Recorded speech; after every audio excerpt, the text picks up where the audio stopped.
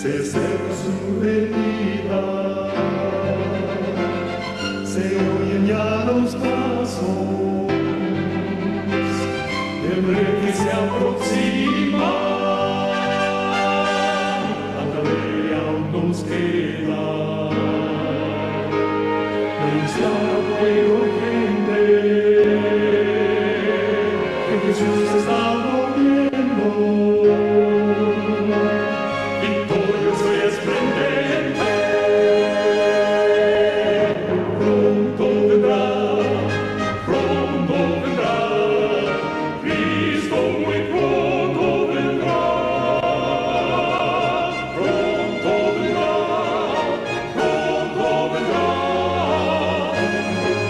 pronto Jesús volverá.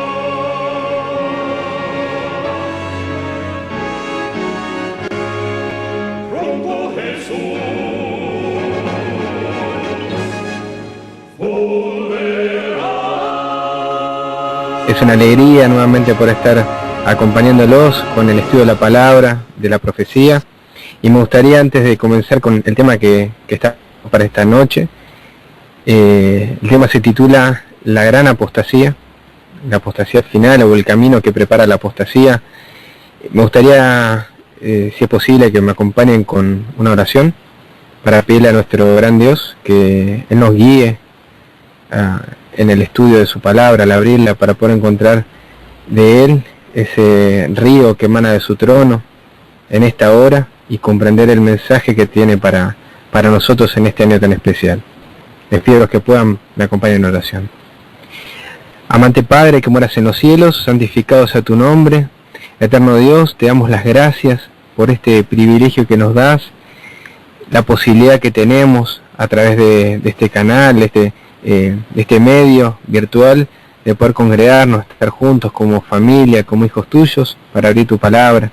Y te rogamos, Padre, que de tu trono haga descender ese raudal, ese río de agua viva a nuestros corazones, para que este agua no solamente nos lleve al conocimiento del tiempo del fin, de las profecías, pero sobre todo, Padre, rogamos para que ese conocimiento verdadero que transforma el alma, que el conocimiento de Jesús sea transmitido en esta hora, para que muchas más almas puedan entregarse a Cristo en este tiempo tan especial. Señor, sabemos que los tiempos se están acortando, que las profecías se están cumpliendo a nuestra vista, y te rogamos, Padre, de comprensión, sabiduría y entendimiento en cuanto a estos temas, como se lo diste a Daniel. Envía a tu ángel Gabriel en esta hora, para que del cielo a la tierra traiga la respuesta a nuestros corazones, y traiga, Padre, también esa de tu Espíritu Santo, consagración y unidad para tu pueblo.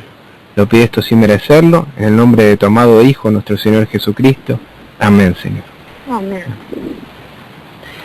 Queridos hermanos, en esta hora yo quería presentar un tema que la vez pasada, la última vez que estuvimos, o que los pude acompañar, había quedado al final, y les había prometido que hay un tema que, como para continuarlo, con respecto a la formación de la imagen de la bestia.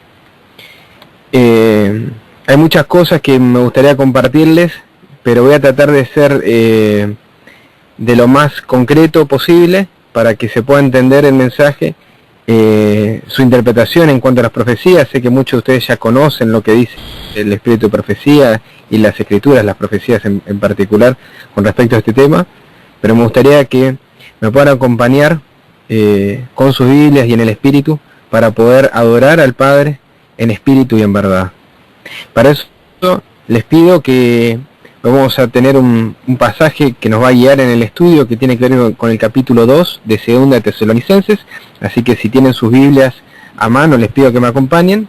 Y aquellos que tienen también la suerte de tener algún libro de Elena de White, en particular voy a utilizar dos: uno que es el Hechos de los Apóstoles, y otro que es el Conflicto de los Siglos, libro que recomiendo, que no necesita recomendación, mejor dicho, pero que recomiendo en esta hora para poder entender el tema del que vamos a estudiar. Así que 2 de Tesalonicenses, capítulo 2, Es un libro muy pequeño, una carta escrita por el apóstol Pablo. Y para introducirnos, quisiera leer, vale la pena mencionarlo, de hecho los apóstoles, que lo recomendé recién, página 211 en adelante, algunos extractos, algunos fragmentos que estoy mencionando. La carta de Tesalonicenses está destinada a un público, a un grupo de hermanos que estaba impresionado, impactado y estaba interesado por el estudio y el conocimiento de la segunda venida de Cristo, de los eventos finales. Para ellos fue destinada esta carta. Y Pablo llevó un mensaje poderoso, que eso se refleja en su primer carta, de paz y de consuelo, no solamente para aquellos que habían perdido un ser querido, sino también para aquellos que estaban vivos y estaban esperando la consumación de ese evento tan precioso, que es la venida de aquel que le da sentido a toda nuestra experiencia cristiana, que es Cristo Jesús. Dice Hechos de los Apóstoles, página 211, que mientras Pablo trabajaba en Tesalónica, había explicado tan plenamente el asunto de las señales de los tiempos, mostrando que acontecimientos iban a suceder. ¿Qué acontecimientos iban a suceder? Antes de la manifestación del Hijo del Hombre en las nubes de los cielos, que no consideró necesario escribirle largamente, dice, en cuanto a este asunto. Se refirió, sin embargo, enfáticamente a sus enseñanzas anteriores. Y dice acerca de esto, acerca de los tiempos, de los momentos, dijo: no temáis, hermanos. Esto está en 1 Tesalonicenses, lo está citando de 1 Tesalonicenses 5. No temáis, hermanos, necesidad de que yo os escriba, porque vosotros sabéis bien que el día del Señor vendrá así como ladrón de noche, que cuando dirán paz y seguridad. El mensaje estaba comentando y estaba presentando el libro de Tesalonicenses, capítulo 2, en relación al estudio de la imagen de la bestia, la formación de la imagen de la bestia y los tiempos que estamos viviendo.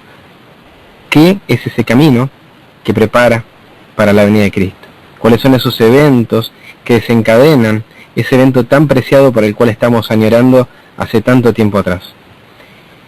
Y comentando acerca de este evento,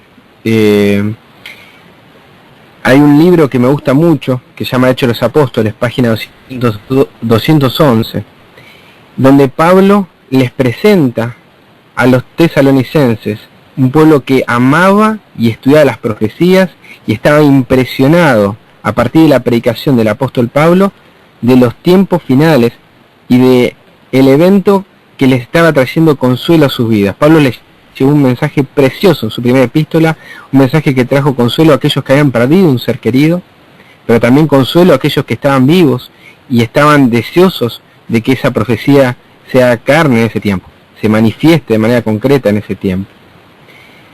Dice el espíritu de profecía en el libro de Hechos de los Apóstoles, página 211, que mientras Pablo trabajaba en Tesalónica, había explicado tan plenamente el asunto de las señales de los tiempos, mostrando qué acontecimientos iban a suceder antes de la manifestación del Hijo del Hombre en las nubes de los cielos, que no consideró necesario escribirles largamente en cuanto a este asunto. Parece ser que ya había predicado muchísimas cosas. Sin embargo, quiso ser práctico, como me interesa hacer en esta hora, ir al punto. Se refirió, sin embargo, dice, enfáticamente a sus enseñanzas anteriores, para advertirles, agrego, acerca de los tiempos y los momentos, dijo: no tenéis, hermanos, necesidad de que yo os escriba, porque vosotros sabéis bien que el día del Señor vendrá así como ladrón en la noche, que cuando digan paz y seguridad, entonces vendrá sobre ellos destrucción repentina. Pero esto para los que son de las tinieblas. Para nosotros que somos de la luz, sabemos cuáles son las señales que nos advierten. Dice: son muchos hoy en el mundo los que cierran los ojos a las evidencias que Cristo dio para advertir a los hombres de su advenimiento. ¿Cuántos son? Dice: son muchos hoy en el mundo los que cierran los ojos a las evidencias que Cristo dio para advertir a los hombres de su advenimiento. ¿Dónde se encuentran esas evidencias, hermanos? Mateo 24, Marcos 13 y Lucas 21, entre otros. Pero esas son las más importantes. Tratan de aquietar toda aprensión, mientras las señales del fin se cumplen rápidamente y el mundo se precipita hacia el tiempo cuando el Hijo del Hombre se manifestará en las nubes del cielo.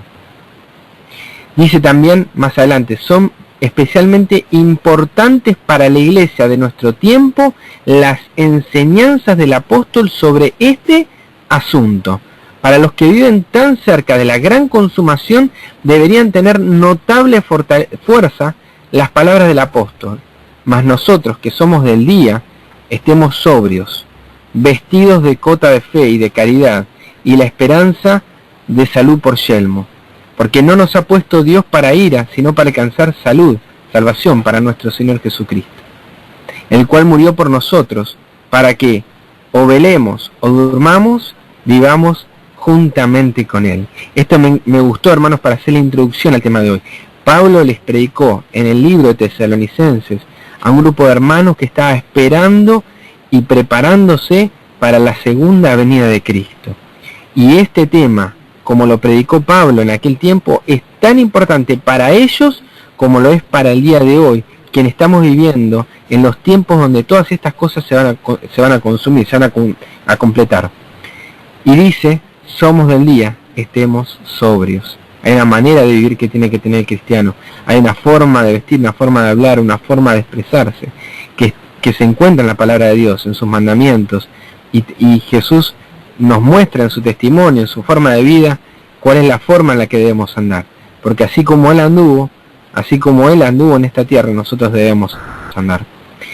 Sigue diciendo en profecía, el espíritu de profecía, página 214, Hechos de los Apóstoles, que el apóstol Pablo amonestó a los tesalonicenses a no despreciar el don de profecía, y con las palabras, no apaguéis el espíritu, no menosprecéis las profecías, examinarlo todo, retener lo bueno, les ordenó que distinguieran cuidadosamente entre lo falso y lo verdadero. Les mandó que se abstuvieran de toda especie del mal, y termina su carta con la oración de que Dios los santifique en todo, para que su espíritu, alma y cuerpo sea guardado entero y sin reprensión para la venida de nuestro Señor Jesucristo. Fiel es el que os llamó, añadió, el cual también lo hará.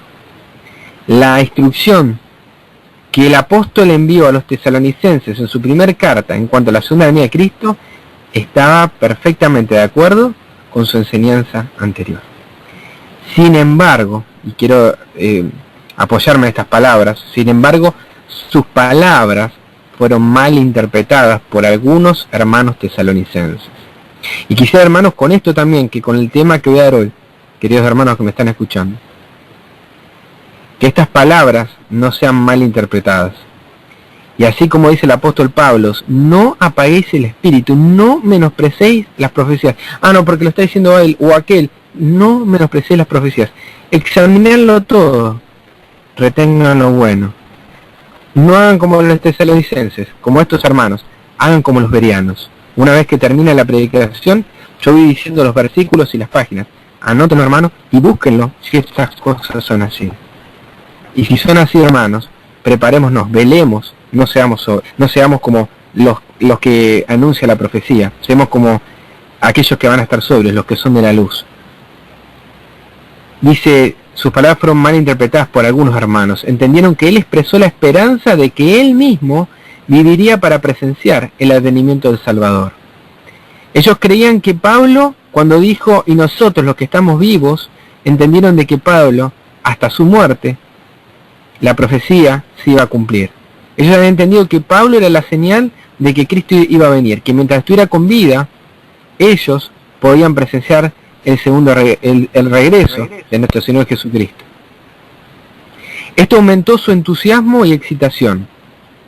Aquellos que habían descuidado anteriormente sus responsabilidades y deberes se volvieron ahora más persistentes en imponer sus conceptos erróneos.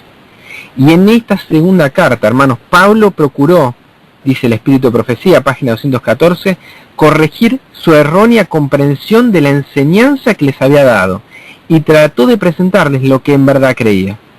Expresó de nuevo su confianza en la integridad de ellos, así como su gratitud por la fe de ellos, que era fuerte, y porque abundaba en amor mutuo y para con la causa del Señor. Les dijo que les presentaba a otras iglesias como ejemplo de la fe paciente y perseverante que soportaba valerosamente persecución y tribulación, y dirigió su atención hacia el tiempo de la segunda venida de Cristo, cuando el pueblo de Dios descansará de todos sus cuidados y perplejidades.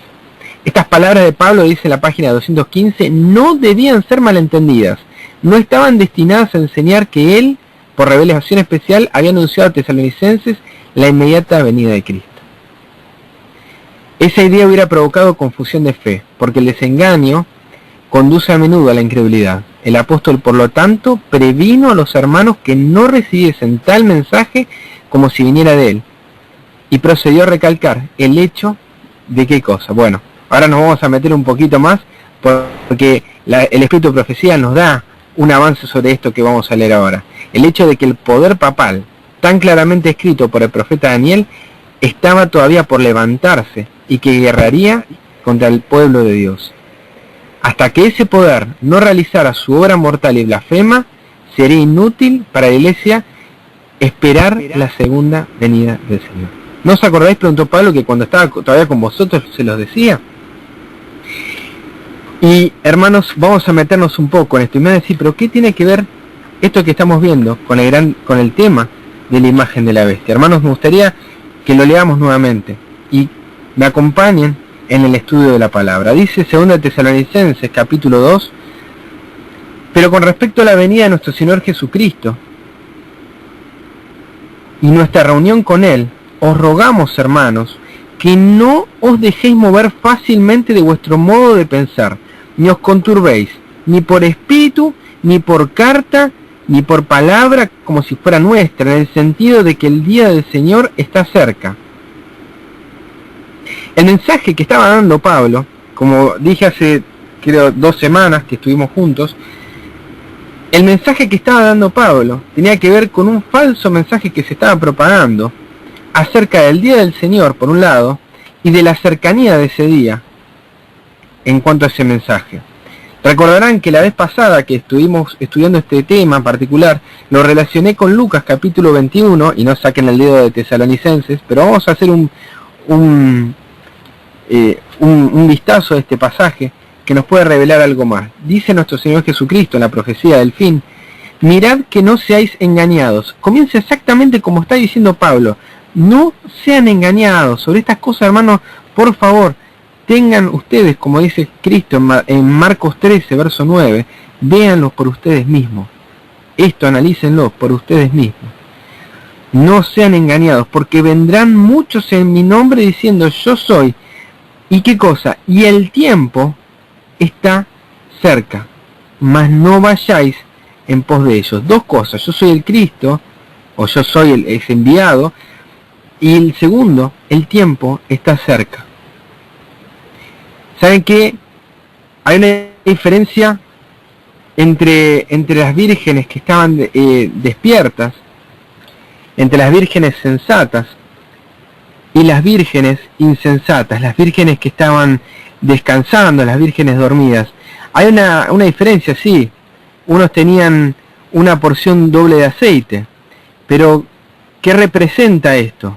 Bueno, esta semana mi hermana en la sangre, a quien quiero mucho y compartimos mucho de estos estudios de profecías, Irene Pena, ella me compartió una cita que tiene que ver con el estudio de las 10 vírgenes. Y hace referencia exactamente a este tema. Quiero buscarla porque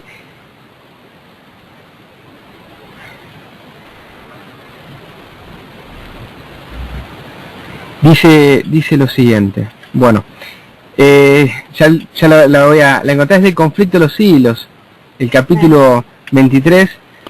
Si la llegan a encontrar, quisiera que ustedes después se las comparte, las comento.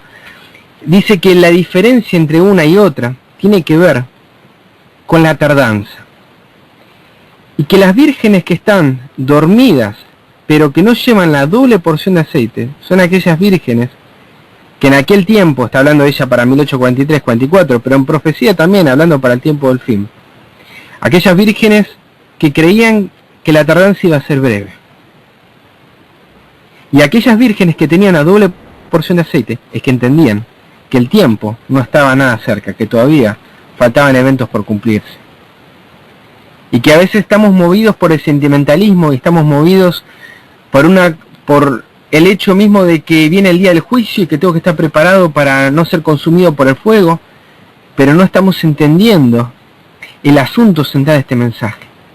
Nos movemos simplemente por el temor a la crisis venidera, pero no estamos entendiendo y no estamos viendo que el motivo que nos tiene que llevar, el verdadero motivo, es el conocimiento del verdadero Dios y de su Hijo Jesucristo. Es el conocimiento, pero no del conocimiento intelectual, sino de esa amistad verdadera con Jesús. Si nos estamos acercando a Jesús porque nos va a salvar de las plagas del tiempo del fin, nos estamos acercando de una manera incorrecta. Tenemos que acercarnos a Él como un amigo. Y sobre este tiempo, hermanos, dice, no os dejéis mover fácilmente. Nadie os engañe. Va a haber falsificaciones, dice. Gálatas 1, 6 a 9 dice que si viniere alguien, incluso un ángel con un evangelio distinto, sea anatema. Y Apocalipsis 22, 18 al 19, hay una amonestación clara para aquellos que agreguen o quiten parte de la Escritura. La Escritura, la palabra de Dios, habla acerca de aquellos que van a modificarla para hacer entender un contenido distinto, de que el tiempo está allá, cuando aparezca el nuevo orden mundial ya termina todo. Tal vez el evento hoy están diciendo ya no es inminente la venida, es tal vez cercana o no tanto, pero cuando uno ve las imágenes proféticas que hay en los videos o en las representaciones de los tiempos finales, uno tiene entendido de que está la ley dominical y ya está, y terminó todo. De que aparece las plagas y si yo ya estoy guardando el sábado, ya estoy salvo. No os dejéis mover fácilmente de vuestro modo de pensar, hermanos. No pensemos que va a ser tan sencillo, no hablo de la salvación, sino de que los eventos finales van a ser tan breves como nosotros teníamos pensado. Habla de una tardanza. Y las vírgenes que estén preparadas van a poder entenderlas. Las vírgenes que estén con la mente abierta, las vírgenes que sean sobrias, que no estén con el vino de Babilonia en este tiempo, van a entender de los tiempos del Señor. Nadie os engañe en ninguna manera, porque no vendrá sin que antes venga la apostasía y se manifieste el hombre de pecado, el hijo de perdición. Dice verso 4, el cual se opone y se levanta contra todo lo que se llama Dios o es objeto de culto, tanto que se sienta en el templo de Dios como Dios, haciéndose pasar por Dios. La palabra que se utiliza aquí, la condición apostasía que se utiliza, en el griego la palabra original tiene que ver con deserción, con el que deserta a una fe, con el que se separa de una fe. Y viene de una raíz, agar.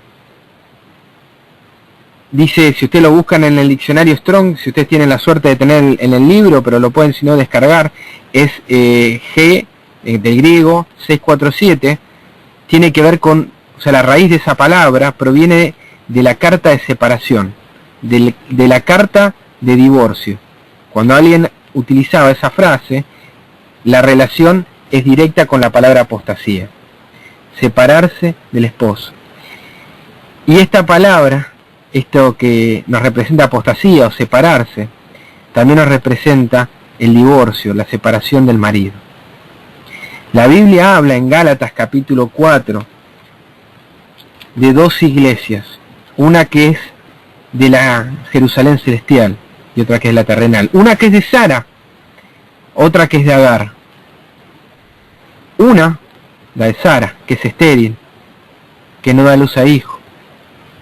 Pero le dice, regocíjate, estéril, tú que no das a luz, prorrumpe en júbilo y clama, tú que no tienes dolores de parto, Gálatas 4:27, porque más, dice, son los hijos de la desolada que de la que tiene marido.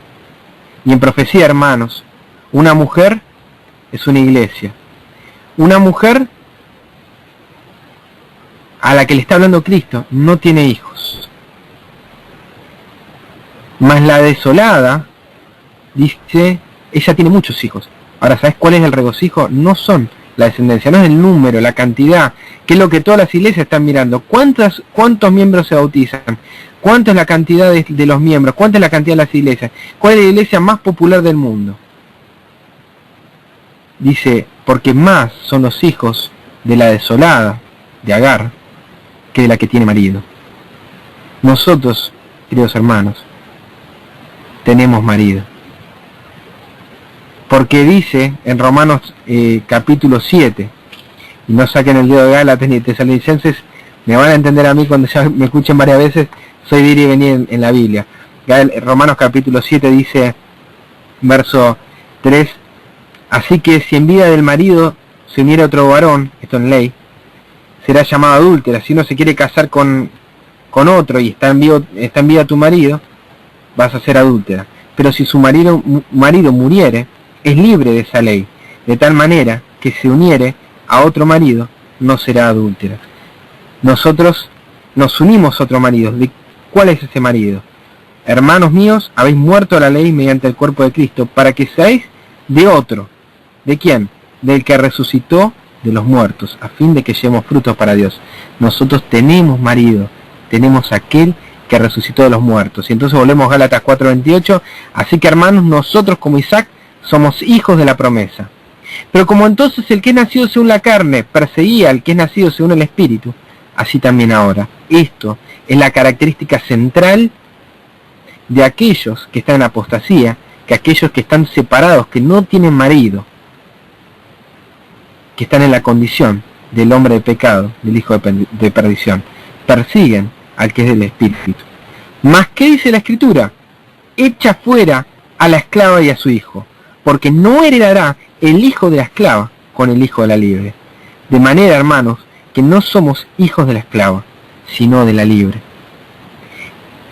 Y esto es un mensaje directo, hermanos, para nosotros, para este tiempo. Nosotros aceptamos a Cristo. Nosotros aceptamos su verdad.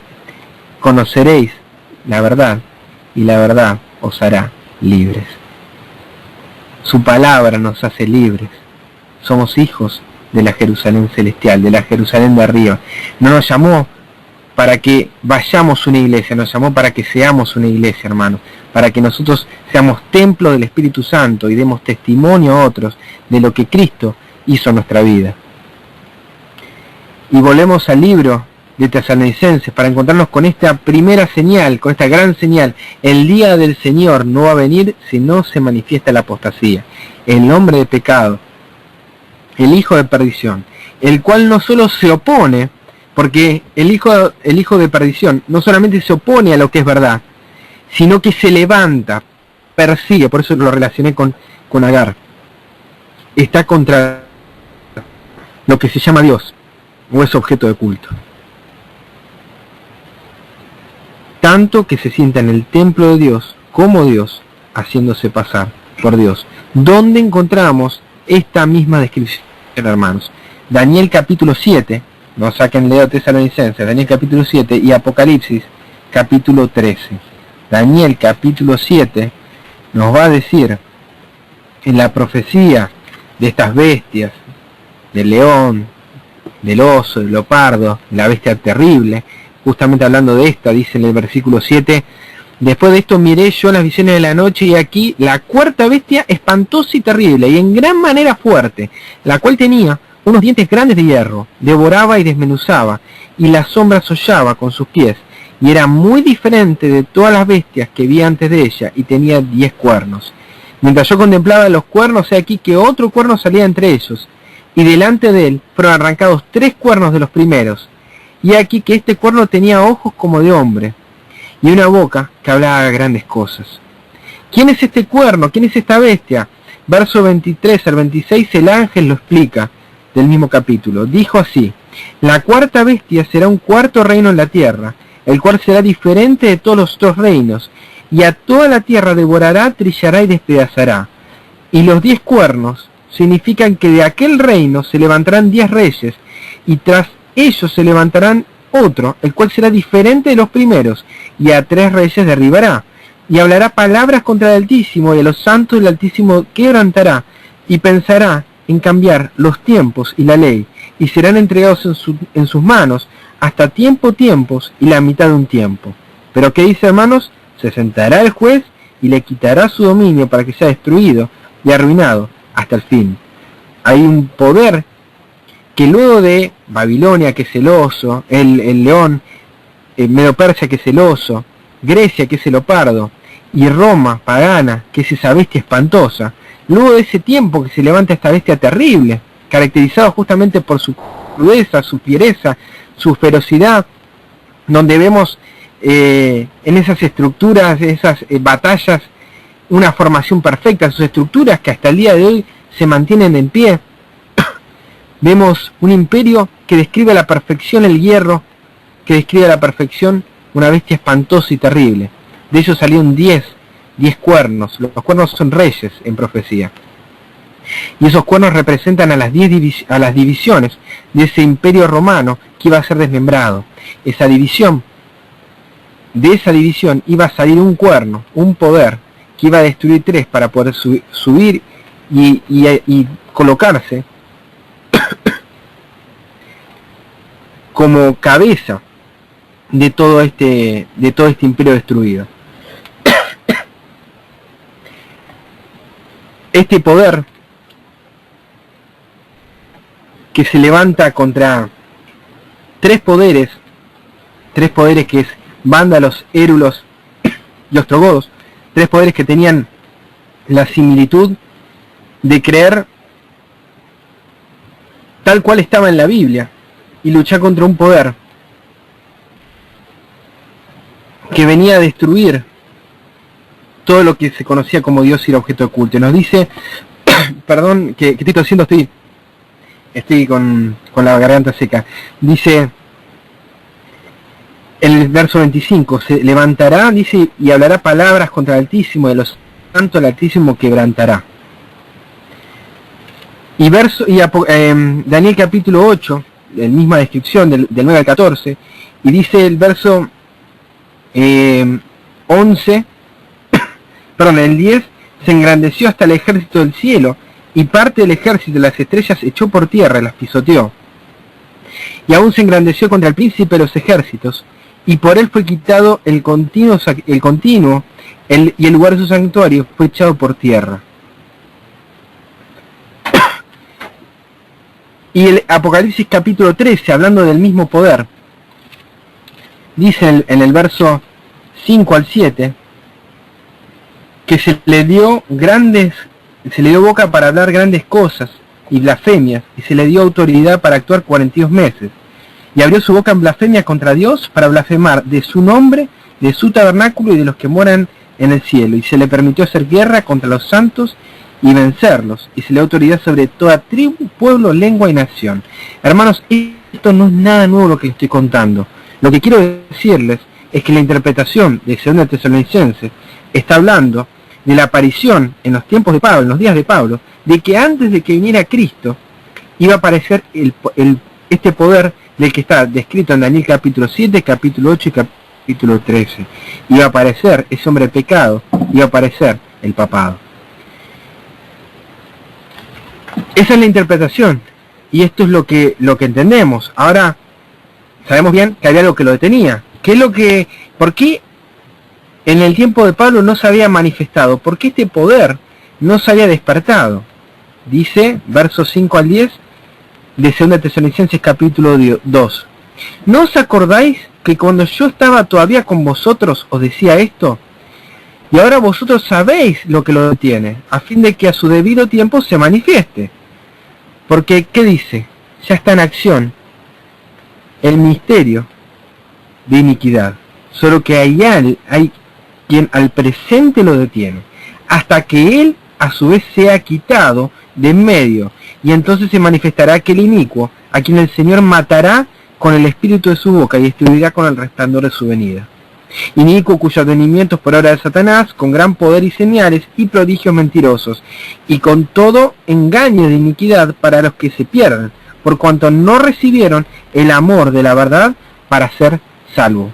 ¿Quién lo detiene? Primeramente Dios, hermanos. Apocalipsis capítulo 7 dice que Él no va a permitir que ninguna destrucción ocurra sobre la tierra, que no ocurra nada. No va a aparecer un rey o va a ser quitado un rey sin que Él no esté al control. Entonces es Dios el primero, pero ¿quién lo está deteniendo en este caso? En la profecía, el Imperio Romano, y en particular estos tres cuernos que estaban dominando el lugar donde se encontraba el Imperio Romano: vándalos, érulos y ostrogodos. Son tres poderes de las tribus bárbaras que se asentaron en esta zona, que vencieron al Imperio Romano de Occidente en el año 476. Y créanme, hermanos, que el título de vándalos es un título posterior. Nadie se llamaría a sí mismo de pirata o de vándalo si no supiéramos que este poder estaba adorando a Dios, que era un poder cristiano. Tres poderes cristianos que fueron destruidos, tres poderes que se los denomina como arrianos, tres poderes cristianos, creyentes en la palabra, pero que fueron destruidos por el poder de la mentira. Y nada bueno procede de ese poder. Ninguna doctrina verdadera procede de ese poder. Y esto que está deteniendo en los tiempos de Pablo, en el año 538, fue liberado.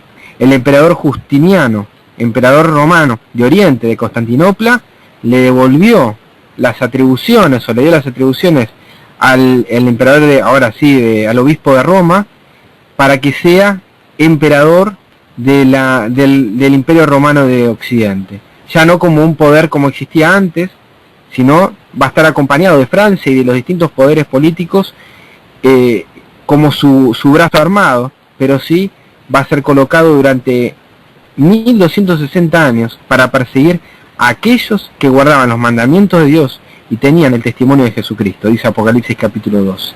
Por 1260 años iba a ser perseguido este pueblo.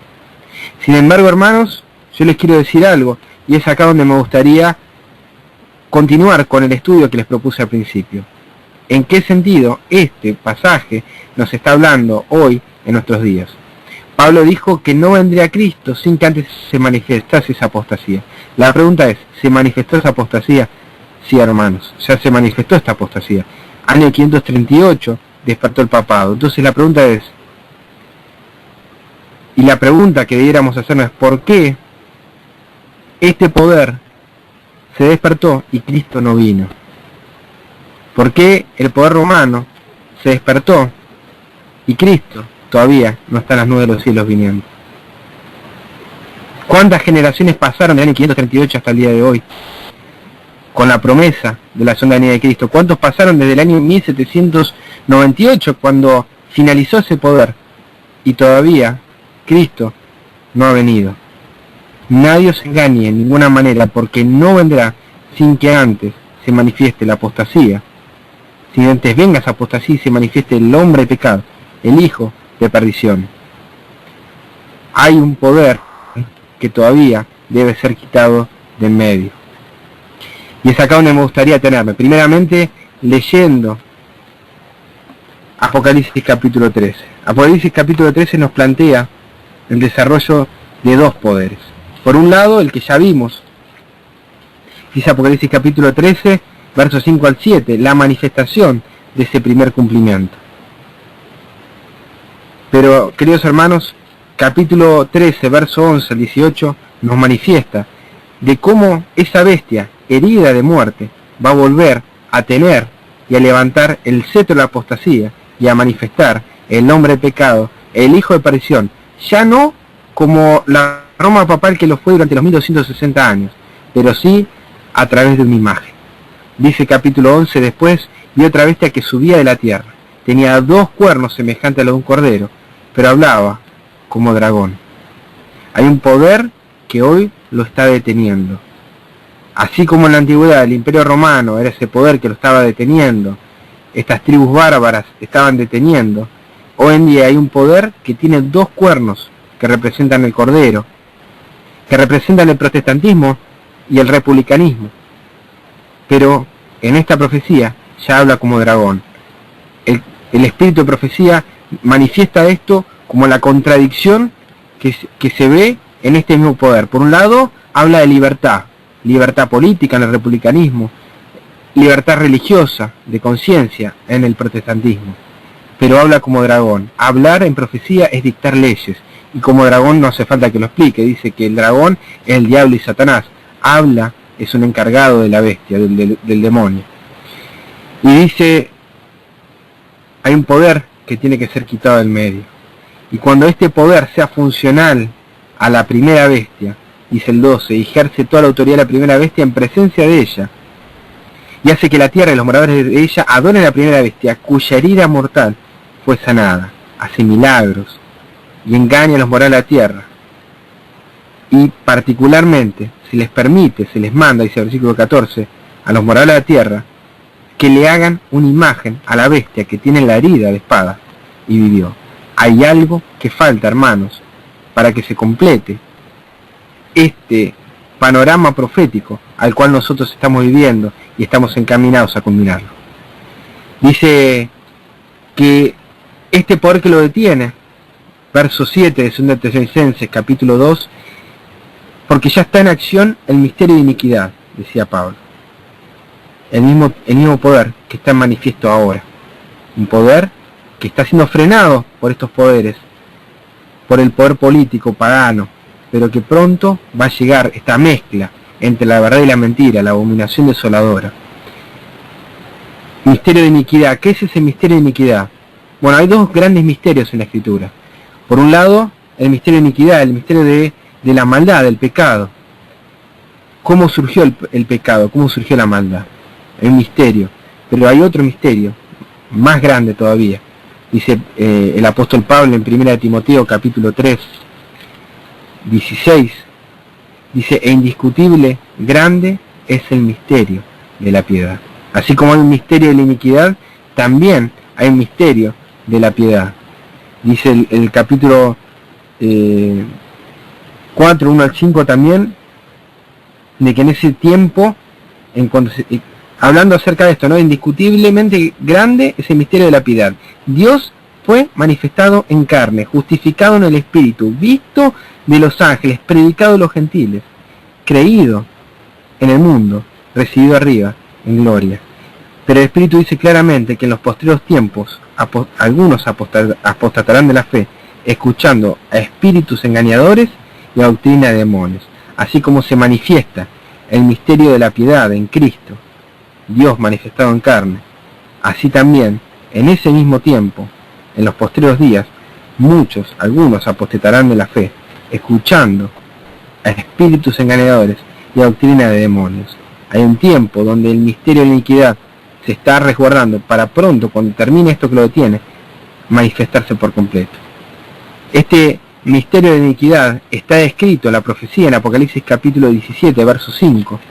Y les recomiendo a ustedes, si tienen la versión 1909, que me acompañen en esta lectura, porque lo manifiesta de una manera muy especial. No es que no aparezca en la versión 60, pero aparece de una manera que pasa de largo. Dice, y en su frente un nombre escrito. Dice la versión 1909, misterio, en mayúscula. Búsquenlo. Misterio, Babilonia la grande, la madre de las rameras y de las abominaciones de la tierra. Hay un nombre escrito en la frente de la ramera, misterio. Es el nombre de la bestia. Dice Apocalipsis 13 y 17 que es el nombre que llevan también sus seguidores. Porque nadie va a poder comprar ni vender sino que tuviera la marca, pero también el nombre de la bestia. La marca es el domingo. El nombre es el misterio. ¿Y saben qué?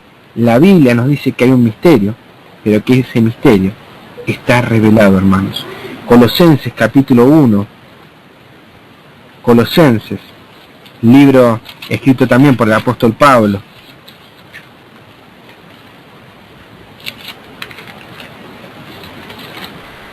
Capítulo 1, verso 26, dice, el misterio que había estado oculto desde los siglos y edades, pero que ahora ha sido manifestado a sus santos, a quienes Dios quiso dar a conocer las riquezas de la gloria de este misterio entre los gentiles, que es, ¿qué cosa?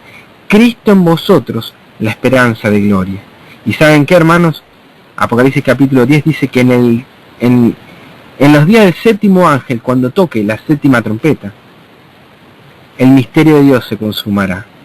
Cristo morará, Cristo será formado en cada uno de nosotros.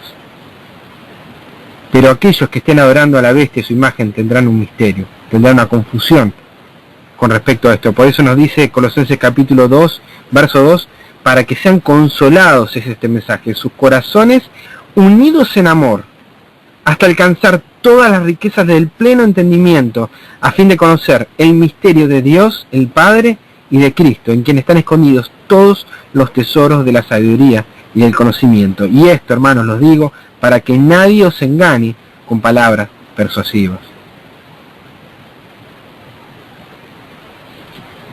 Este misterio es el que hoy en día el enemigo se está encargando de ocultar. Y ya se estaba manifestando incluso en los días de Juan, porque Juan dice en Primera de Juan, capítulo 2, Primera de Juan capítulo 2, verso 18, hijitos míos, ya es el último tiempo, y según oísteis que el anticristo viene, así ahora ha surgido muchos anticristos, por esto conocemos que es el último tiempo. Y hermanos, ¿cómo conocemos quién es el anticristo? Bueno, verso 20 dice, para vosotros que tenéis la unción del santo y conocéis todas estas cosas, escribí para ustedes, ¿no? Verso 21, no es escrito como si ignoraseis la verdad, sino porque la conocéis y porque ninguna mentira procede de la verdad. Verso 22, ¿quién es el mentiroso sino el que niega que Jesús es el Cristo? Este es el anticristo. ¿Quién? El que niega al Padre y al Hijo. Tienen un misterio escrito en la frente, no pueden entender la pureza del Evangelio, no pueden entender la riqueza de Cristo morando por la fe en nuestros corazones a través de su Espíritu. No puede entender, y a través de esa negación del Hijo, dice, todo aquel que niega al Hijo, tampoco tiene al Padre. El que confiesa al Hijo, también tiene al Padre. Y siempre, todas estas cosas, dice en el versículo 26, os he escrito esto sobre los que os engañan. Hermanos, esto es un mensaje central. El mundo está adorando un misterio hoy en día. Y el apóstol Pablo no nos deja en duda con respecto a esto. El misterio de iniquidad se está manifestando en este tiempo. Pero el apóstol Pablo habla y nos llama y nos dice a los que son cristianos de verdad. Verso 1 Corintios 8, 5 y 6. Porque aunque haya algunos que se llamen dioses, 1 Corintios 8, 5 y 6, sea en el cielo o en la tierra, como hay muchos dioses y muchos señores, para nosotros, sin embargo, solo hay un Dios, el Padre, del cual proceden todas las cosas, y nosotros somos para Él, y un Señor Jesucristo, por medio del cual son todas las cosas, y nosotros somos por medio de Él. Por más que el enemigo esté tratando de anular la verdad de su palabra, el Señor ha manifestado este misterio, que es Cristo en vosotros, la esperanza de gloria. Amén, hermanos. Y volvemos a este pasaje que estamos viendo. El libro nos va a declarar de que el espíritu de su boca lo va a aniquilar. Sabemos que ese el espíritu de su boca, lo que sale de la boca del Cordero. En Apocalipsis capítulo 1, 16 dice, tenía en su diente 7 estrellas y de su boca salía una espada. ¿Y qué cosa es la espada, hermanos? La espada es la palabra de Dios.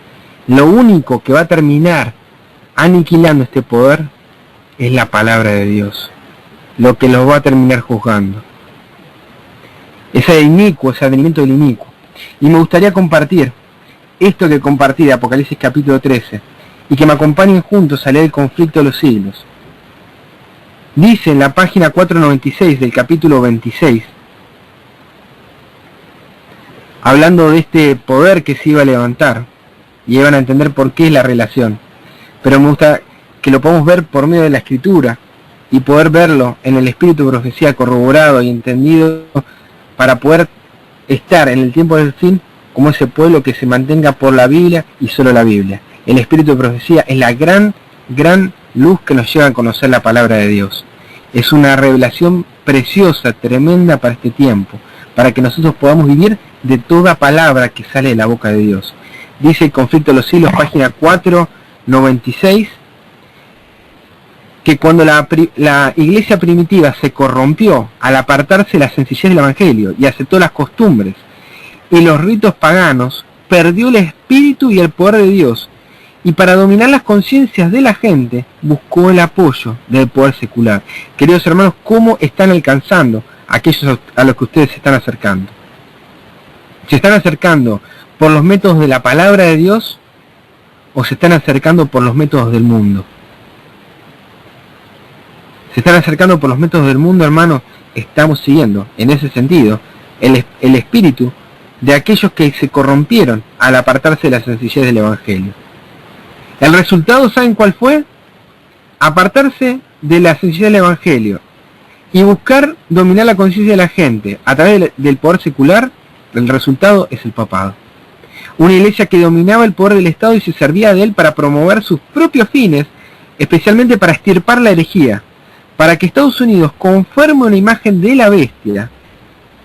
El poder religioso debe dominar de tal manera el gobierno civil que la autoridad del Estado también sea empleada por la Iglesia para cumplir sus fines. Para que Estados Unidos pueda manifestar esto, para que se manifieste por completo la profecía de 2 Tesalonicenses capítulo 2, se tiene que dar que en Estados Unidos, principalmente y en todo el mundo, que el poder religioso domine de tal manera el poder civil que la autoridad del Estado también sea empleada por la Iglesia para cumplir sus fines. Siempre que la Iglesia obtuvo el poder secular, lo empleó para castigar a los que no admitían sus doctrinas. Las iglesias protestantes que siguieron las huellas de Roma, al alinearse con los poderes mundanos, han manifestado el mismo deseo de restringir la libertad de conciencia. Un ejemplo de esto lo tenemos en la larga persecución de los disidentes por parte de la Iglesia anglicana. Durante los siglos XVI y XVII, miles de ministros no conformistas fueron obligados a abandonar sus iglesias y a muchos pastores y feligreses se les impusieron multas, encarcelamientos, torturas y martirio. Ahora presten atención, hermanos, a esta frase que sigue, que es la que a mí me hizo clic para dar el tema de hoy. Fue la apostasía lo que indujo a la iglesia primitiva a buscar la ayuda del gobierno civil, y esto preparó el desarrollo del papado, la bestia. Pablo dijo que vendría la apostasía y se revelaría el hombre papado, de modo que la apostasía en la iglesia preparará ¿qué cosa?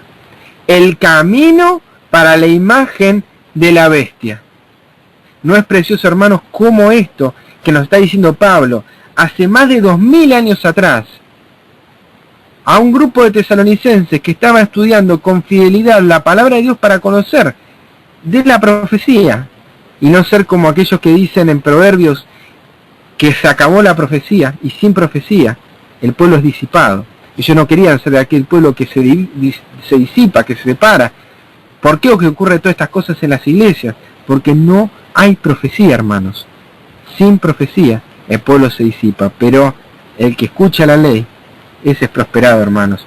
El que escucha la palabra, ese va a ser prosperado en el tiempo del fin. De modo que la apostasía que está hablando el apóstol Pablo no solamente se refiere al desarrollo del papado de esa bestia, sino también que la apostasía en la iglesia, ya no la apostasía en la iglesia, del papado, porque eso ya se desarrolló, sino en la iglesia, está hablando de la iglesia protestante, de todas las iglesias protestantes, preparará el camino para la imagen de la bestia. La Biblia declara que antes de la venida del Señor existirá un estado de decadencia religiosa similar a la de los primeros siglos. Y están todos los detalles, hermanos, para que consideremos, estudiemos y analicemos cuál es el estado en el que se encuentra la iglesia de hoy. Me gustaría leer otro capítulo más de este libro precioso, que está en el conflicto de los siglos, ya el capítulo 22, no el 26, sino el 22. Cuando el Apocalipsis, el capítulo 14, nos describe que la iglesia que cayó es Babilonia, nos dice el siguiente mensaje, la revelación del Señor a través de su sierva Elena de White. Página 433, se dice que Babilonia es madre de las rameras. Sus hijas deben simbolizar las iglesias que adhirieron a sus doctrinas y tradiciones y siguen su ejemplo sacrificando la verdad y la aprobación de Dios para formar una alianza ilícita con el mundo. El mensaje de Apocalipsis 14 que anuncia la caída de Babilonia debe aplicarse a las comunidades religiosas que en un tiempo fueron puras y luego se han corrompido. En vista de que este mensaje sigue a la advertencia del juicio, debe ser proclamado en los últimos días. Por tanto, no puede referirse solo a la iglesia romana, pues dicha iglesia, hermanos, presten atención, dicha iglesia está en condición caída desde hace muchos siglos. Además, en Apocalipsis 18 se exhorta al pueblo de Dios a salir de Babilonia. Y según este capítulo, muchos del pueblo de Dios deben estar aún en Babilonia. ¿Y en qué comunidades religiosas están actualmente la mayoría de los seguidores de Cristo? Sin duda, en las diversas iglesias que profesan la fe protestante. Tremendo, hermanos. ¿Cómo es que surge esta apostasía? ¿Cuál es el origen? ¿Cómo comenzó a apartarse la iglesia de la sencillez del Evangelio? Página 435. Por medio de la conformidad a las prácticas del paganismo, con el fin de facilitar la aceptación del cristianismo por parte de los paganos. El apóstol Pablo dijo acerca de su propio tiempo: ya está en acción el misterio de iniquidad. ¿No ha repetido el mismo proceso en casi todas las iglesias que se llaman protestantes? ¿No se repite el mismo proceso de apostasía? Cuando mueren sus fundadores, que poseían el verdadero espíritu de la reforma, sus descendientes se adelantan y dan un nuevo molde a la causa. Esto es un esquema que se repite en todos los tiempos, hermanos. Cuando los fundadores mueren, quienes continúan la obra adelantan, pero no con el molde que había de los pioneros, sino con un nuevo molde.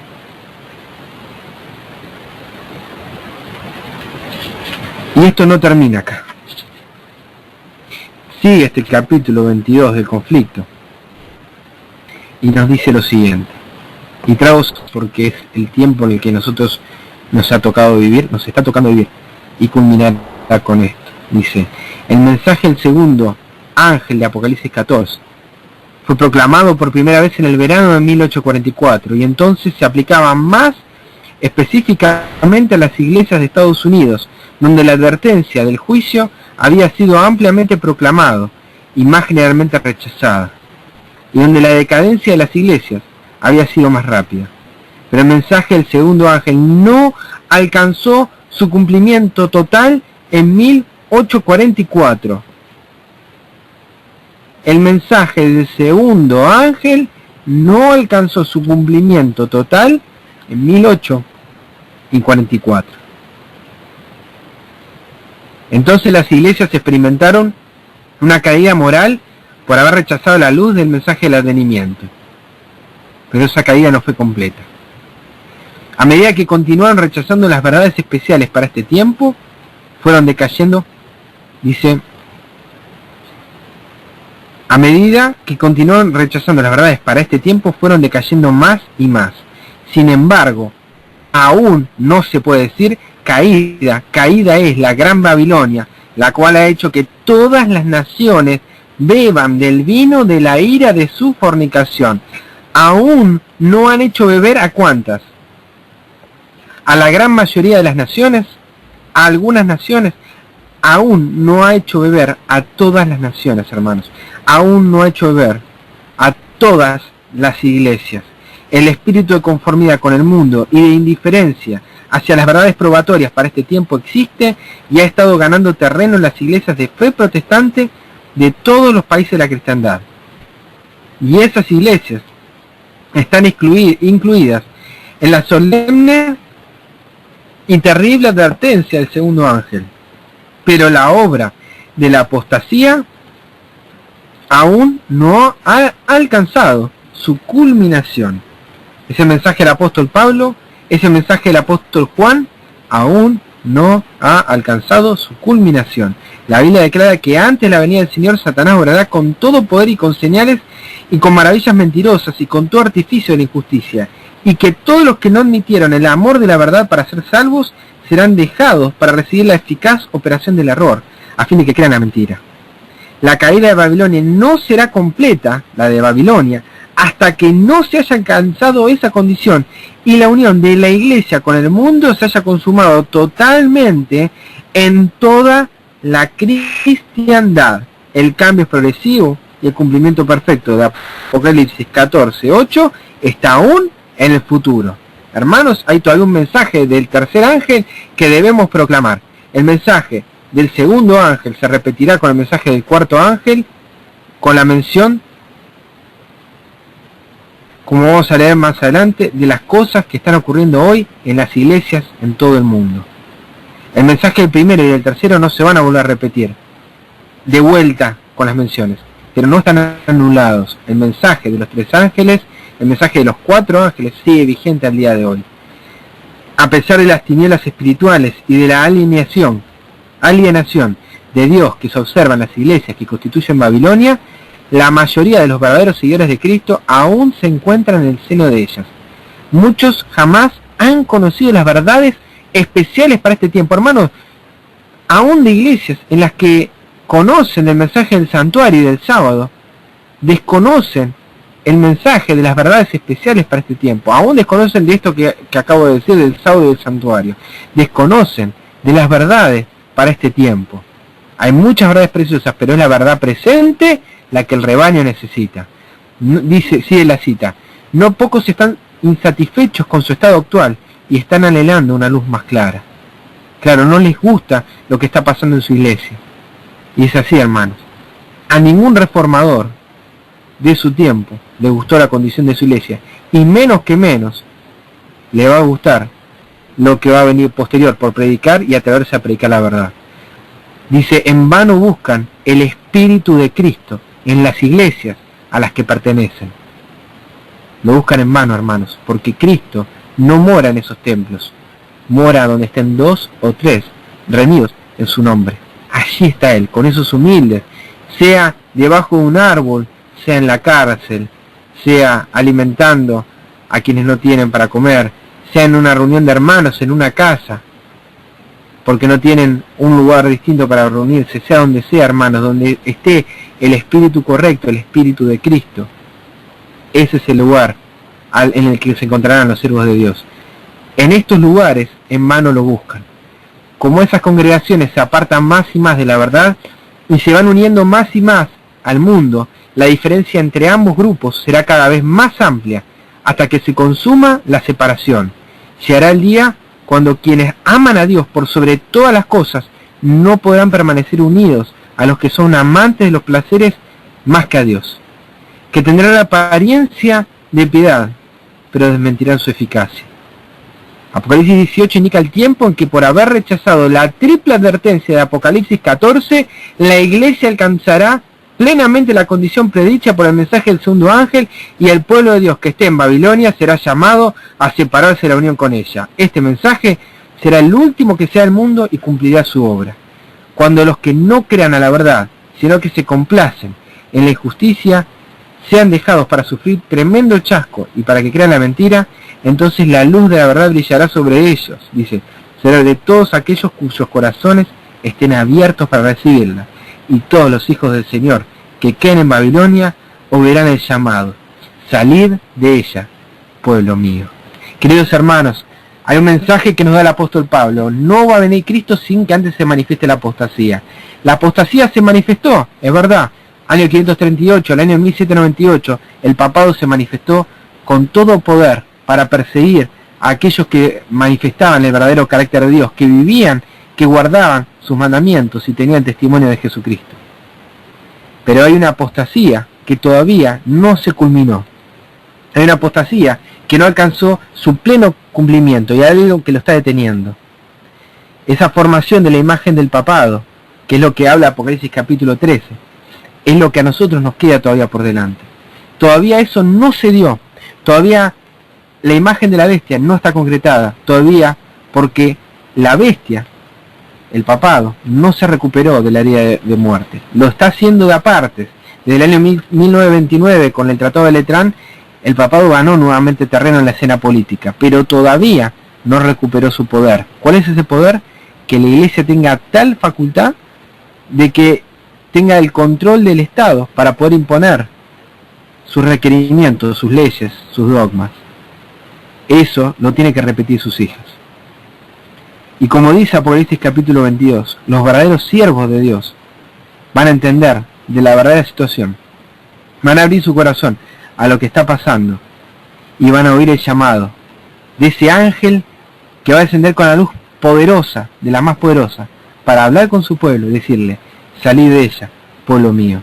Querido hermano, yo no sé en qué condición te encontrarás hoy, no sé en qué iglesia te congregás. Supongo que la gran mayoría de los que está escuchando manifiesta una fe adventista. Yo no conozco el caso de todos, pero no importa el lugar donde te encuentres. El Señor nos está llamando y nos está dando el mismo consejo que le dio hace 2000 años atrás a una mujer samaritana que se encontraba en el pozo de su ciudad, en la hora menos esperada, la peor hora del día, pero que iban los que realmente querían buscar el agua de vida. En este tiempo, que es el peor hora de la humanidad, en este tiempo se están acercando muchos, y te invito para que lo hagas, a preguntarle al Señor: Señor, ¿dónde querés que te adoremos?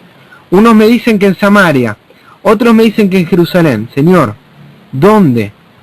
Y Él te va a decir: no me importa el dónde, no me importa el lugar. En este tiempo, lo que me está importando es en el cómo. ¿Cómo lo estás haciendo?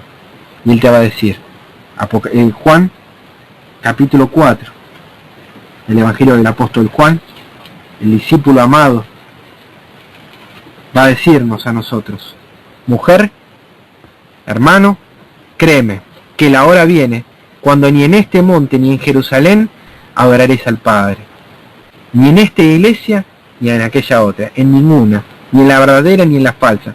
Vosotros adoráis lo que sabéis, nosotros adoramos lo que sabemos, porque la salvación viene de los judíos. Mas la hora viene, y ahora es, cuando los verdaderos adoradores adorarán al Padre en espíritu y en verdad, porque también el Padre tales adoradores busca que le adoren. Dios es espíritu, y los que le adoran en espíritu y en verdad es necesario que le adoren. Al Señor no le está importando el dónde, está importando el cómo, hermanos. ¿Cómo lo estamos adorando? Y saben que el Padre está buscando eso.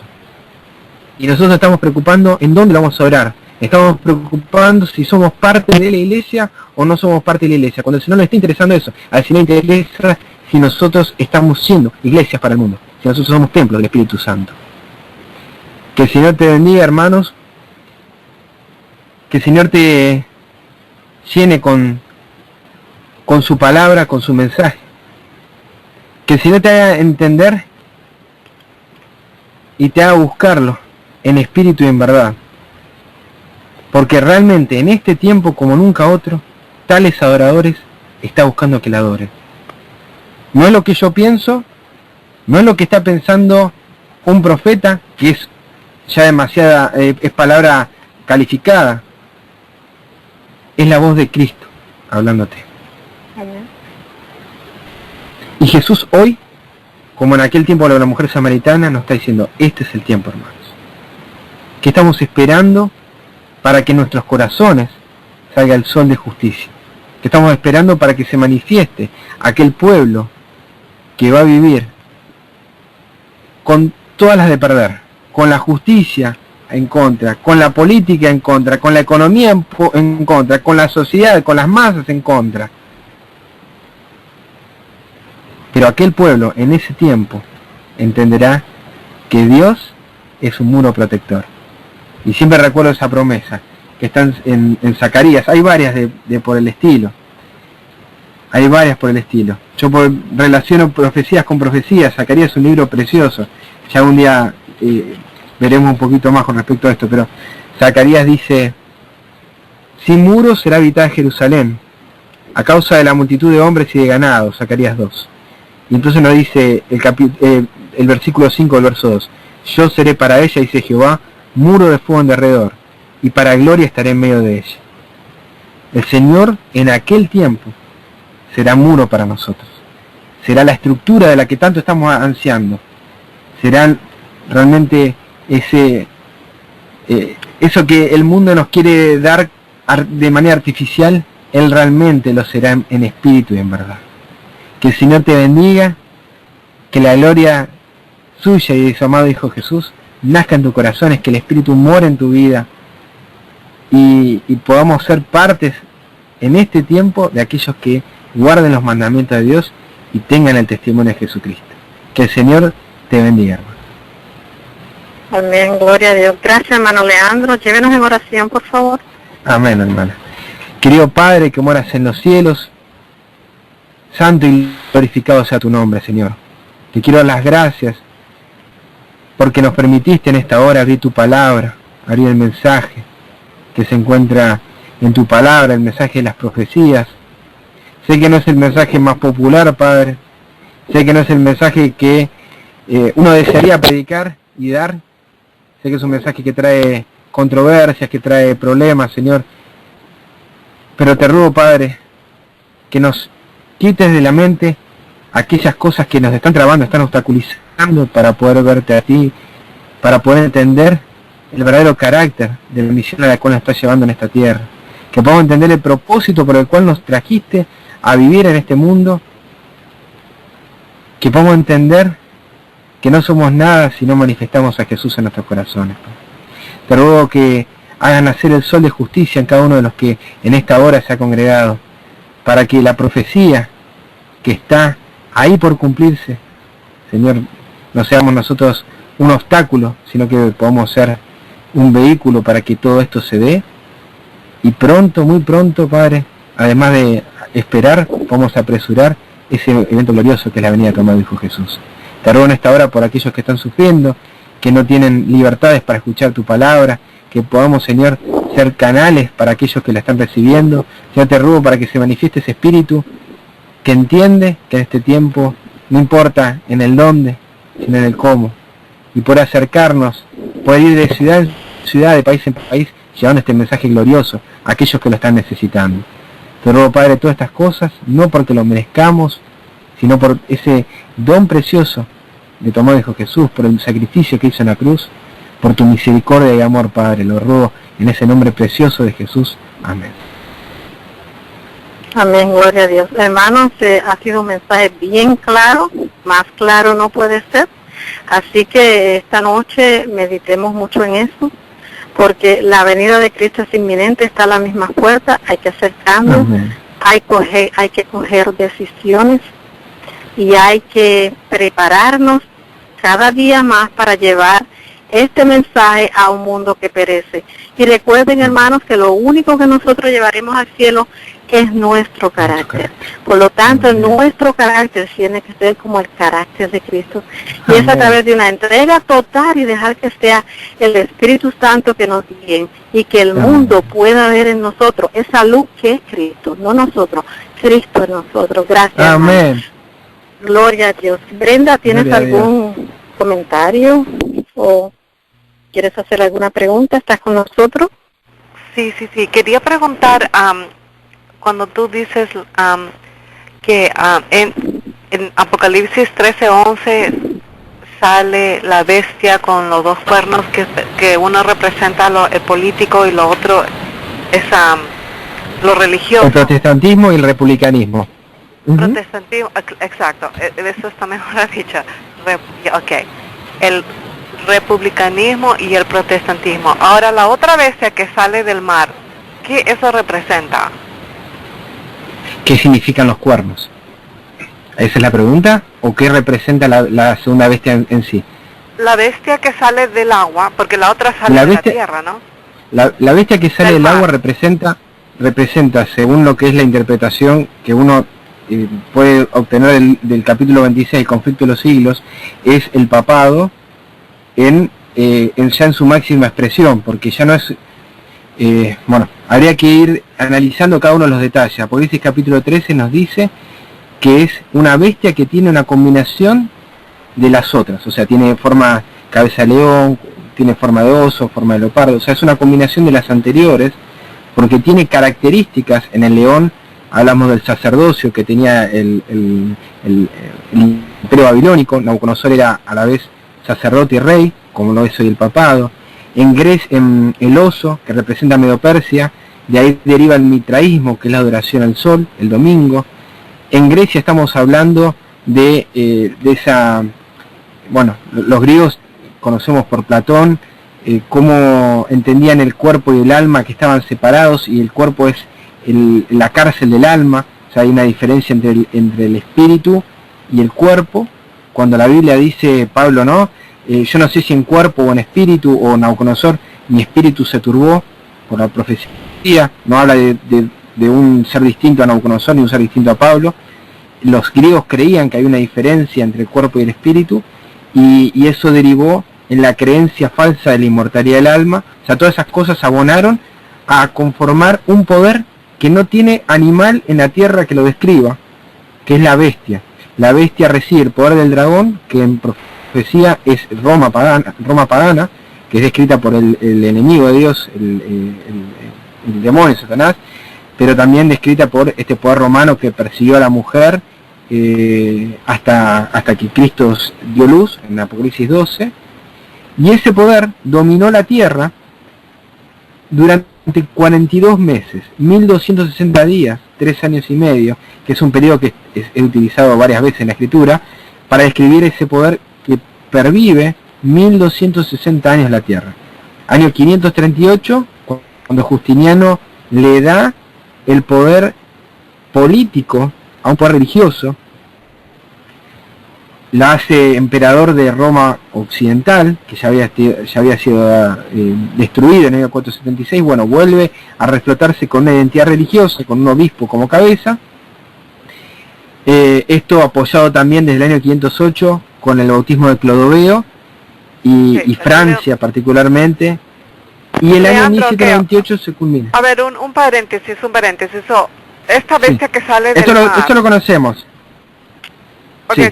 Pues solamente quiero estar bien clara con, mientras estás viendo, porque está muy interesante. Ok, la bestia que sale del mar, la que tiene la cabeza de león, ¿eso representa qué? La cabeza de león, como bien dije, tiene las mismas imágenes de Apocalipsis 13 de las de Daniel 7, ¿verdad?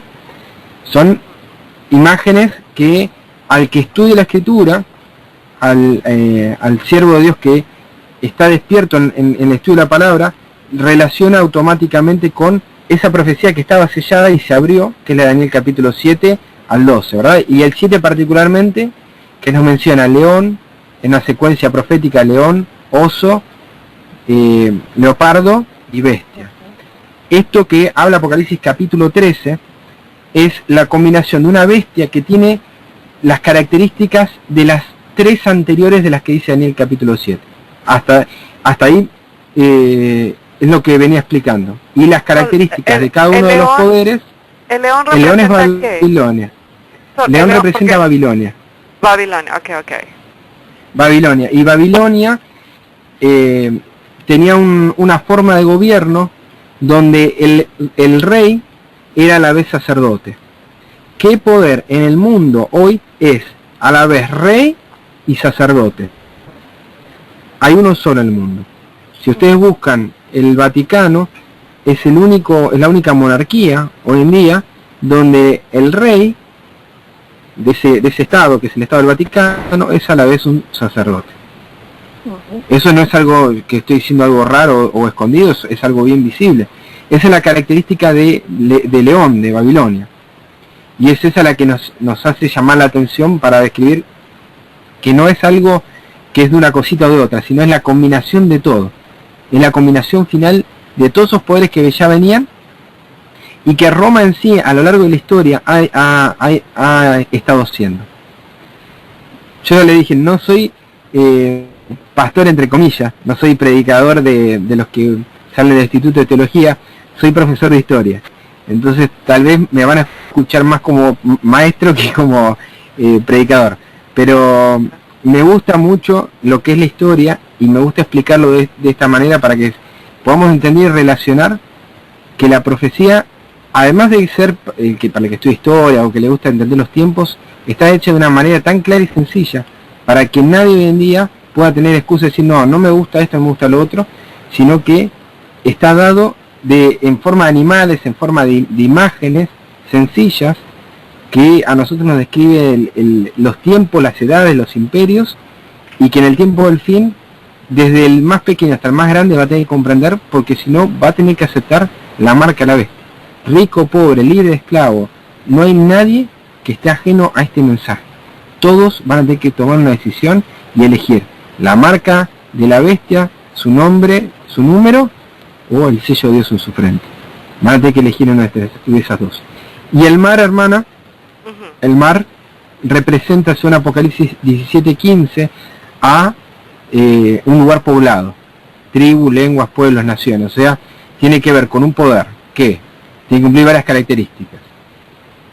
Tenga las características anteriores mencionadas de los imperios, más surja del mar, o sea, surge un lugar poblado. Europa, si bien hay otros continentes como África, que ha sido más poblado y más antiguo, Europa se la conoce como el viejo continente, ¿verdad? Y de ese continente es del que deriva este poder que nosotros conocemos como más destructivo, y a lo largo de la historia de la Edad Media y Edad Moderna, el que tenía Roma, el que conquistaba Roma, conquistaba el mundo. Roma es el poder central, es el que hace la diferencia en todo esto. Pero Roma nunca pudo manejarse por sí misma. Roma nunca, y hasta el día de hoy, salvo los suizos, no tiene ejército propio. Entonces necesita de aquellos que le den poder. El dragón le da poder. Pero en el tiempo final, fíjense lo siguiente, Apocalipsis 13, del 11 al 18, ya la bestia no actúa. Apocalipsis 13, del 11 al 18, la bestia no ejecuta sus planes. Es a través de la segunda bestia, que surge de la tierra. O sea, tiene que ver, la tierra es lo diferente al mar. Tierra significa desierto, lugar despoblado, lugar donde surgen los Estados Unidos de Norteamérica. Cuando dices no ejecuta sus planes, ¿es por qué? Porque agarraron al primer papa, el Papa Sexto, fue agarrado por cosas. A partir de Pío VI es que el Papa ha perdido el poder. Pero el Papa no ejecuta sus planes, y esto lo podemos ver a través de dos cosas, ¿no? Primero, Daniel capítulo 11, verso 40, cuando habla del rey del norte, y el rey del norte también ejecuta a través de su ejército sus planes. Pero vemos también en la segunda parte de Apocalipsis capítulo 13, que es a través de la segunda bestia que se adora a la primera. Es a través de la segunda bestia que hace descender fuego. Es a través de la segunda bestia que todos los moradores la adoran. Y es a través de la segunda bestia que puede generar una imagen de sí mismo. Esto en el tiempo final se traduce de que esta imagen es la que va a concretar lo que nosotros conocemos como la ley de descanso dominical. Es a través de la imagen y no a través de la bestia. Y uno está esperando que el Papa se junte con Obama, o se junte, no sé si ahora se juntará con Trump, pero está esperando movimientos del papado, cuando en realidad los movimientos tienen que ser con el restablecimiento del poder papal, y por el otro lado, establecimiento de la imagen para imponer los requerimientos del poder papal. Esos son los dos movimientos que se van a dar en simultáneo en el tiempo final. Y esto que no se... Perdóname que, sí, que te corte. por favor, todas las veces. Sí. Entonces no se terminó con el Papa Sexto, porque le quitaron el poder. Pío VI. Y estuvo escondido, creo, como 40 años ahí, no salía al balcón.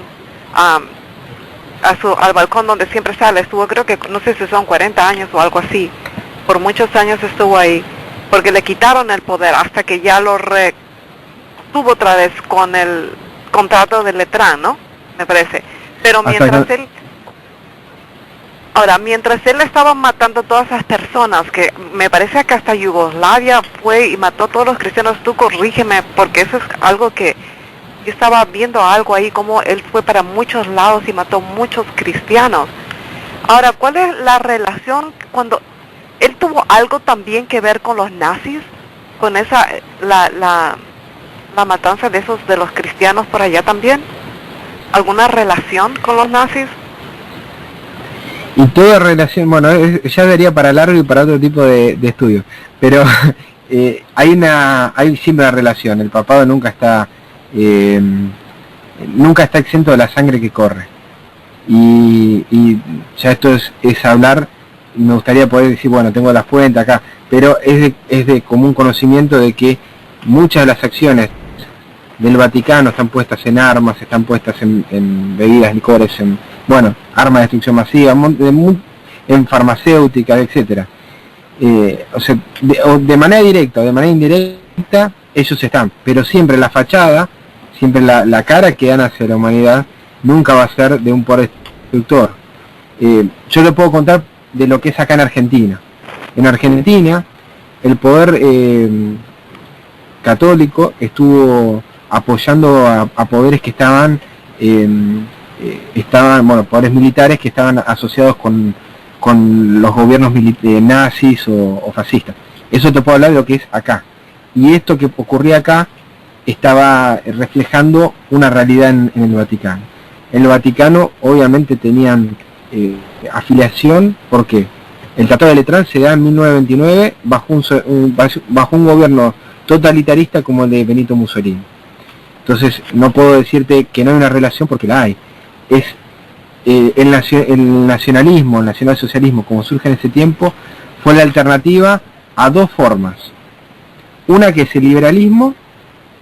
Perdón si voy a aburrir a alguien, porque esto es historia. Yo sé que no, es yo sé que es un tema de historia, que hay gente que le gusta y hay gente que no, pero quiero que ustedes, si es complejo, me dicen, me preguntan todas las que quieran, pero hay, para fines del siglo XIX habían dos corrientes, o el liberalismo, que es Estados Unidos, o el comunismo, que es el que se estaba ya saliendo en Alemania y después en 1917 en Rusia. Eran las dos formas que tenía el mundo. A la caída del liberalismo con el capitalismo en 1929, con el crack, la forma que surge, ya para el fin del siglo XIX ya estaba ahí, es una forma que mezclaba las dos, y en la que no tenías ni comunismo entero, que era socialismo, ni liberalismo entero, sí nacionalismo. Entonces, nacionalsocialismo fue la forma en que se empezó a introducir esta corriente que tenía por detrás al papado. Es la tercera alternativa. Esto que estoy diciendo está en Malachi Marty, La llave de esta sangre, donde es lo deben de haber escuchado, es un sacerdote que conocía de primeras manos al Papa Juan Pablo II, y el que dijo los tiempos que se iba a dar el nuevo orden mundial, y él hablaba de el papado como una alternativa al comunismo y al capitalismo estadounidense, y él decía que el catolicismo, o sea, el comunismo es el catolicismo, pero sin el Papa. Y si ustedes se ponen a pensar, si ves historia de la Iglesia cristiana, historia económica cristiana, católica, ¿verdad? Y uno analiza, es muy similar las medidas, las formas que tienen al comunismo, al socialismo. Perdón si yo me estoy metiendo en política, no es el del cristiano meterse en estas cosas, pero es para que me entiendan de estos movimientos que se dan en el mundo, de por qué el Papa está apoyando tal o cual, y por qué hoy el Papa, acá en Argentina dicen que tiene tal corriente o tal otra, cuando el Papa en sí tiene una forma de pensar. Y por otro lado quiero decir lo siguiente: es errado decir que el cristiano no tiene un sentimiento político, a pesar de que Elena dice uno no debiera manifestar, son dos cosas distintas. Pero hay un testimonio para la Iglesia, tomo 1, lo tengo acá al lado mío, donde en un breve capítulo dice sentimientos políticos, habla de que es un error de que el cristiano no tenga una postura en ese sentido. Pero no me voy a meter en ese vericueto, solamente decir dos cosas. Ella habla acerca del republicanismo, que es la libertad de conciencia, que es la libertad para elegir, que eso es lo que uno debiera abogar siempre, en el contexto norteamericano, no acá en mi país no, pero en el contexto norteamericano, es la libertad. Siempre nosotros debemos abogar por la libertad de conciencia, de que la gente pueda elegir, porque si no nos hizo libres pensadores. El papado quiere todo lo contrario. Lo que sí se puede saber, volviendo ahora para atrás, en Segunda Guerra Mundial, lo que me preguntaste, el papado sí apoyó, por ejemplo, el refugio de judíos para hacer una pantalla distinta, pero por detrás hubo muchas conexiones entre estos gobiernos totalitaristas, que hoy en día se van dando con gobiernos que tienen tinte social o tienen tinte que... Y él lo dijo, el Papa, esto yo no lo estoy sacando, ya no es un invento mío ni conspiración. El Papa Francisco dijo en el año 2014, cuando se conmemoraba el 100 aniversario de la Primera Guerra Mundial, él dijo que lo que se está librando hoy en día es la Tercera Guerra Mundial en migajas. ¿Lo escucharon eso? La Tercera Guerra Mundial en migajas. ¿Qué significa, según lo que dice el Papa? Hay, por un lado, el capitalismo salvaje. Y por el otro lado, hay una forma de ver las cosas de una manera más humanitaria, donde la familia está integrado, en fin, lo que después él va a terminar escribiendo en Laudato Si. Y en Laudato Si, número 237, ya lo conocemos, el apartado número 237 del Laudato Si, lo tengo en la mano porque me interesa conocerlo y ver de primera fuente lo que han escrito. Él dice: el domingo en la participación en la Eucaristía tiene una importancia especial. Ese día, así como el sábado judío, se ofrece como el día de la sanación de las relaciones del ser humano con Dios, consigo mismo, con los demás y con el mundo. Y termina diciendo: el descanso es una ampliación de la mirada que permite volver a reconocer los derechos de los demás. Así, el día de descanso, cuyo centro es la Eucaristía, derrama su luz sobre la semana entera y nos motiva a incorporar el cuidado de la naturaleza y de los pobres. Todas estas cosas que suenan muy positivas para la humanidad vienen tenidos con la peor de las catástrofes que nosotros vamos a conocer. Y ¿saben qué? Él dijo a fines del año 2015, para una reunión en París, que si no se seguían los consejos que él había dado en el Laudato Si, una gran catástrofe natural iba a ocurrir en el mundo. Búsquenlo en Conflicto de los Siglos, lo van a encontrar. Está exactamente así. Predicho hace más de 100 años.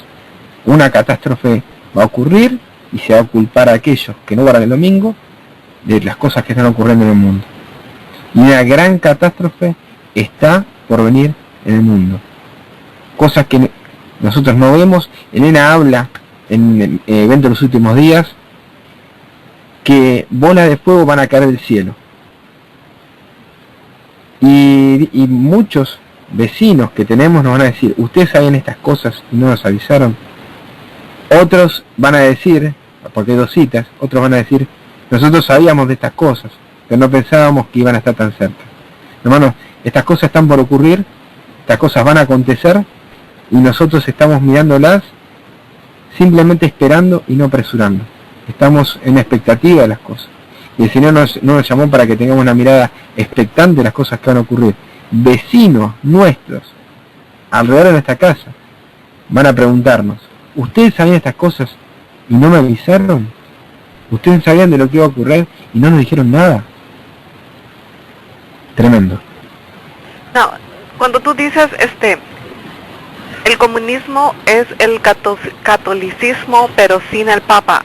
Hablamos Malachi de Martin. eso. Malachi ¿A qué te Martin. refieres? Porque eso más o menos me hace recordar, suena como Cuba y también suena como Venezuela, ¿no? Son países prácticamente... ¿Cómo es eso aquí? ¿Cómo? Si uno estudia a los padres de la iglesia, por ejemplo, Santo Tomás de Aquino, él va a decir en alguna de los pensamientos en cuanto a materia económica. Ahora yo le voy a decir una frase y que la sepa me la termina. Le voy a decir una frase para ver cómo en qué conocimiento estamos. Dice: el que roba un ladrón, ¿cómo termina la frase? El que roba un ladrón, aquí en mi país el dicho es: el que roba un ladrón tiene 100 años de perdón. El dicho debería terminar: el que roba un ladrón, los dos van presos. Pero nosotros hemos acostumbrado aquí en Argentina a pensar de que si robas un ladrón, estás mejor que él, sos mejor que él.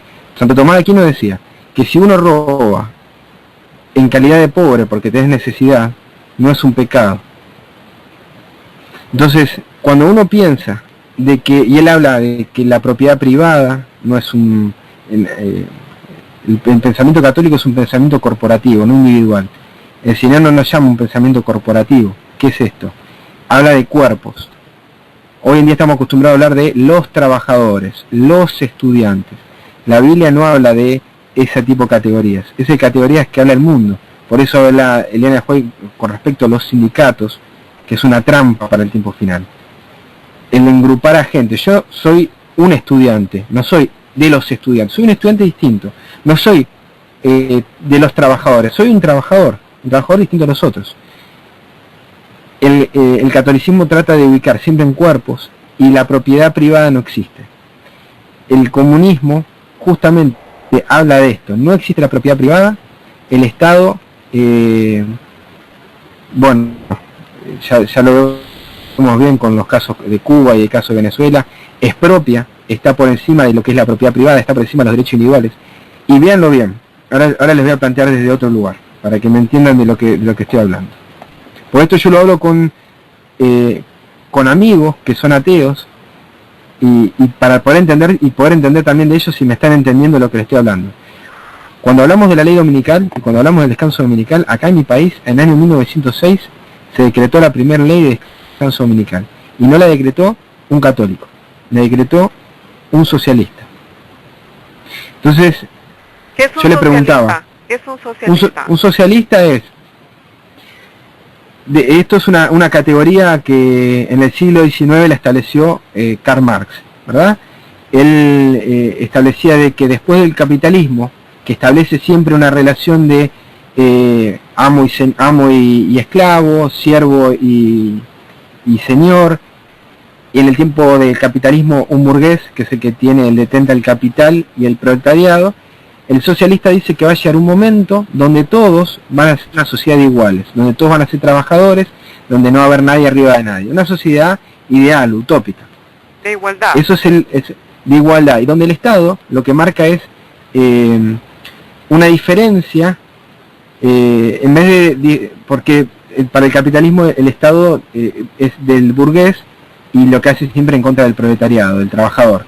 En el socialismo, como no va a haber eso, no va a haber necesidad de Estado. Y el comunismo lo que dice es, sí, hace falta un Estado, porque el ser humano de por sí no entiende estas cosas. Entonces, hace falta un Estado que imponga el régimen de los trabajadores para que se acostumbren a esta nueva forma de ver las cosas, y una vez que toda la disidencia esté resuelta, recién ahí, bueno, podemos hablar del socialismo, como un paso intermedio. El comunismo es prácticamente imponer algo. Claro, es imponer. El socialismo sería una parte más intelectual, pero imposible, que no existe. Nunca se pudo llevar a la práctica. ¿A qué venía con esto? Cuando uno habla de estas cosas y habla de leyes sociales y habla de, escuchaba una vez los derechos sociales, los derechos del trabajador, los derechos, bueno, esto que hablamos no existe hace 400 años, 500 años, no existe hace 1000 años. Esto que hablamos de los derechos de la gente arrancó recién a finales del siglo XIX, principios del siglo XX, y fue una forma de la Iglesia Católica de ayornar las cuestiones que ellos tenían religiosas con un tinte social. Es lo que se llama la cuestión social. No me acuerdo del Papa, si es Gregorio XIV, no recuerdo bien. Es un Papa que para el año 1890-95 establece esto de la cuestión social, se afianza en el 40, y a partir del Concilio Vaticano II se solidifica con la doctrina social de la Iglesia. Esto lo van a embanderar y va a estar nutrido por no solamente católicos, sino comunistas. Y muchos comunistas de esa época se van a ver que tienen muchas cosas más en común con los católicos que cosas que lo difieren. Se van a ver, acá en Argentina se dio mucho de curas que tomaron las banderas del socialismo para establecer la revolución, que son los curas del tercer mundo. Que se dio en Medellín, en la reunión de los 18 obispos de Medellín. Bueno, en fin, hay un montón de todas estas cosas que se fueron llevando a cabo en distintas partes del mundo, con cosas muy positivas, con cosas que decís, qué lindo, qué bueno que piensen en el pobre, que piensen en aquel que está desvalido, y no en el egoísmo. pero cuando vos ves lo que hay detrás, no es otra cosa sino que la lengua de la bestia, no es otra cosa que la mirada del dragón. Cuando nosotros vemos que el Estado nos brinda todo y que nos brinda de esto y lo otro, nosotros nos estamos olvidando que en el tiempo final, el que no tenga la marca de la bestia no va a poder comprar ni vender. ¿Y qué va a pasar si nosotros dependemos de todo del Estado? Y no digo que vayamos en contra del Estado y seamos anarquistas, no, el César lo que es de César, a Dios lo que es de Dios. Pero el Señor nos hizo seres racionales, y en el tiempo final nos está diciendo que aquellos que tengan una morada en el campo, un terreno donde cultivar, van a ser reyes y reinas. Esto no es algo que yo les tengo que decir, va a pasar en el futuro, no. Hoy en día, y lo escuché la vez pasada también, y también de testimonios de hermanos de Venezuela, quienes tienen un terreno, quienes tienen un lugar para cultivar la tierra, están siendo beneficiados más de aquellos que están en la ciudad y no tienen el dinero para comprar, o tienen estas inconveniencias de que el dinero ya no les sirve más. Lo mismo pasó en el año 1930 en la Unión Soviética. Comunismo, Rusia, Stalin. ¿Qué ocurrió? ¿Comunismo de guerra? Si algunas lo escucharon, bueno, si no, busquen un libro de historia. Habla de que en el tiempo en donde el comunismo se impuso de la manera más furtiva y con los efectos de la crisis mundial, de la crisis del capitalismo en el año 30, se empezó a llevar una forma en donde para comer vos tenías que tener un ticket. ¿Le suena marca la bestia? Bueno, ¿Rusia fue comunista? Rusia fue del año 1917 hasta el año 1989 comunista. Oh, y después ahora ya no es comunista, ¿no? Ahora hay tensiones entre naciones, pero que son todos los reacomodamientos mundiales para este nuevo orden mundial. Son reacomodamientos que están no en favor de, porque uno se mete tal vez en la política de no hay que ser capitalista, no hay que ser comunista, hermanos, está todo en pos de la bestia. Entonces, hoy en día hablar de política no tiene sentido. Si yo les digo, es malo el comunismo, y me dicen, bueno, entonces me hago capitalista o republicano, ya hoy no tiene sentido. ¿Por qué? Porque todo va a ir en pos de la bestia. Todo va a terminar juntándose y aliándose con la bestia. Le hago una pregunta, ¿de qué materiales están compuestos los pies de la bestia? De la imagen de Nabucodonosor. Hierro y barro. Y a pesar de que no se pueden unir esos dos metales, por alianzas humanas se terminan juntando. Entonces, no vale de nada hoy discutir de política cuando sabemos que los dos poderes van a terminar confluyendo en Roma. En una hora... Entonces podría ser que ahora, como nosotros vemos que Rusia está más o menos tratando de amistarse con Estados Unidos ahora que va a entrar Trump. Eso puede ser prácticamente el hierro y el barro, como que no tienen tanto como para amistarse, pero bueno, como Obama no se lleva bien, pero con Trump sí se va a llevar mejor, pero es todo para que se unan para lo de la agenda del Papa, ¿no? Podría ser una entrada esa. Yo tal vez voy a disentir con esa idea, pero tal vez porque desconozco de los planes del papado y siempre puede sorprendernos en cada paso. Yo lo que entiendo es que hay más afinidad entre Obama y el papado que con Trump, por muchas cosas, porque va a introducir una política más proteccionista, porque hay una vuelta hacia los nacionalismos, se van a empezar a cerrar más las fronteras, pero aún así creo que el Papa va a experimentar con esto. Y la receta ya la vimos nosotros, lo que pasó en las guerras mundiales, lo que pasó en la antigüedad, todas esas recetas van a poder aplicarse.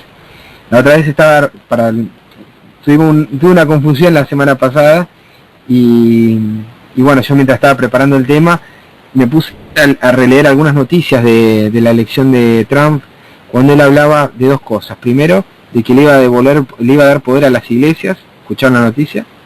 Que Trump en su campaña decía que le iba a devolver el poder a los pastores. Y por el otro lado, que iba a apoyar al mundo católico, al pueblo católico en los Estados Unidos. Es un video donde él habla respecto a esto. Bueno, volví a leerlo, volví a estudiarlo, analizarlo, y con respecto al poder de la iglesia, si uno lo ve de una manera muy muy ingenua, lo que le está diciendo Trump es que hoy en día las iglesias no pueden hablar en contra del Estado.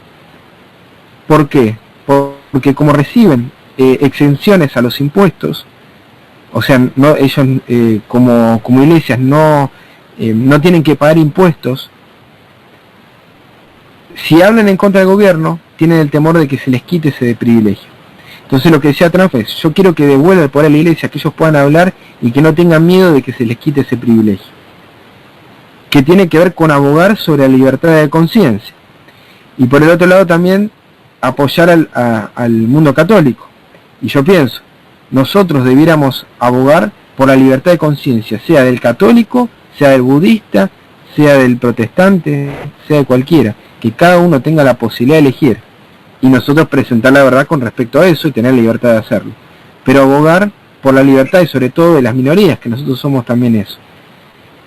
Sabemos que la historia y cómo se han desarrollado los eventos no son de la manera que lo están presentando o de la manera ingenua que se los presenté recién, sino que va a ser más complejo y que tal vez lo que uno estamos viendo ahora sean solo formas de campaña para introducir a través de esta manera más terrible las cosas que nosotros conocemos en tiempo final.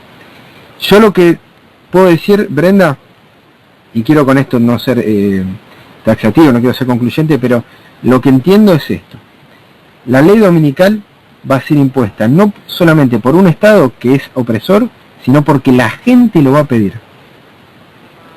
Y si la gente lo va a pedir, es porque es un gobierno que la gente quiere. Es un gobierno popular.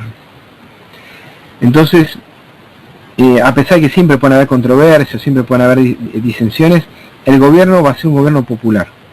Un gobierno que va a llamar a las masas. Dice que hace que las muchedumbres ordena a la gente a que hagan una imagen de la bestia.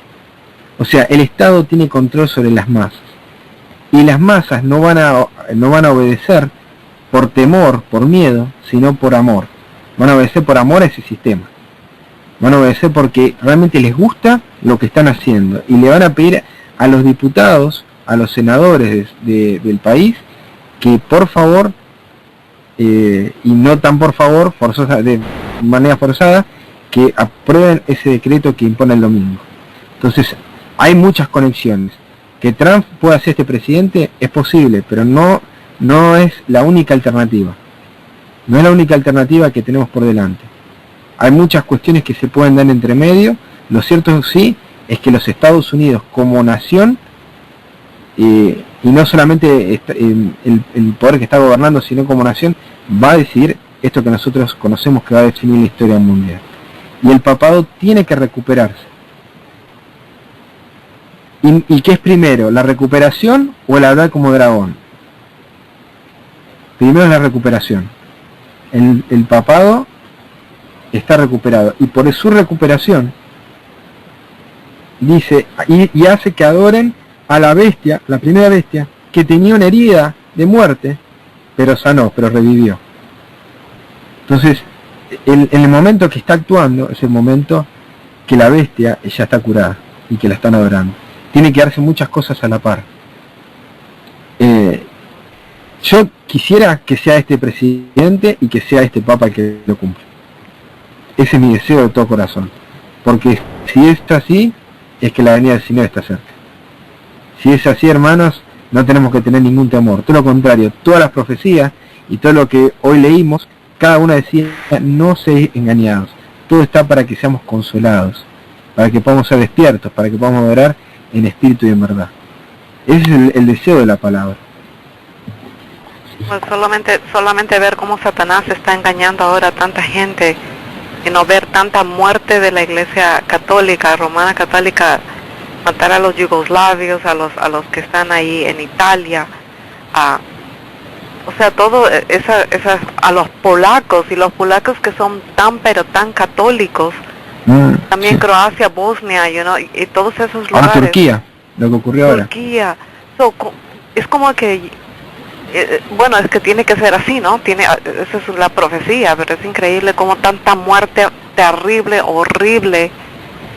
Mataban a los cristianos, pero de poco a poco les ponían cuchillas para matarlos como bien, como slow, como lentito, para que, o sea, qué tremenda agonía matar a tanta gente, quemarla, y lo mismo se va, yo no entiendo cómo ellos pueden olvidar eso y ser tan católicos. Es algo que simplemente Además, el engaño de Satanás.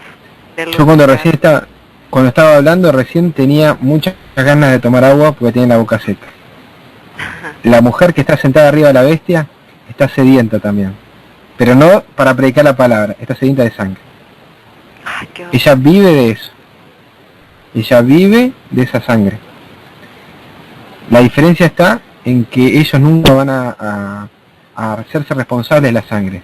Durante la Inquisición, de la que estabas mencionando, que es algo que yo discutía con mis profesores, yo les decía, pero ¿cómo puede ser que me digan esto? Ellos decían, la Iglesia ordenaba por hereje, a través del cuerpo de la Inquisición, condenar a la persona, pero ellos no la mataban, la derivaban a un juzgado civil, y el juzgado civil era quien los mataba. Entonces la Iglesia, me decían mis profesores, no cargaba con la sangre. Yo dije, pero esto es un juego de palabras, porque al fin y al cuentas quien está haciendo, o sea, quienes están condenando es la Iglesia. O sea, la Iglesia está haciéndose responsable de la muerte de estas personas.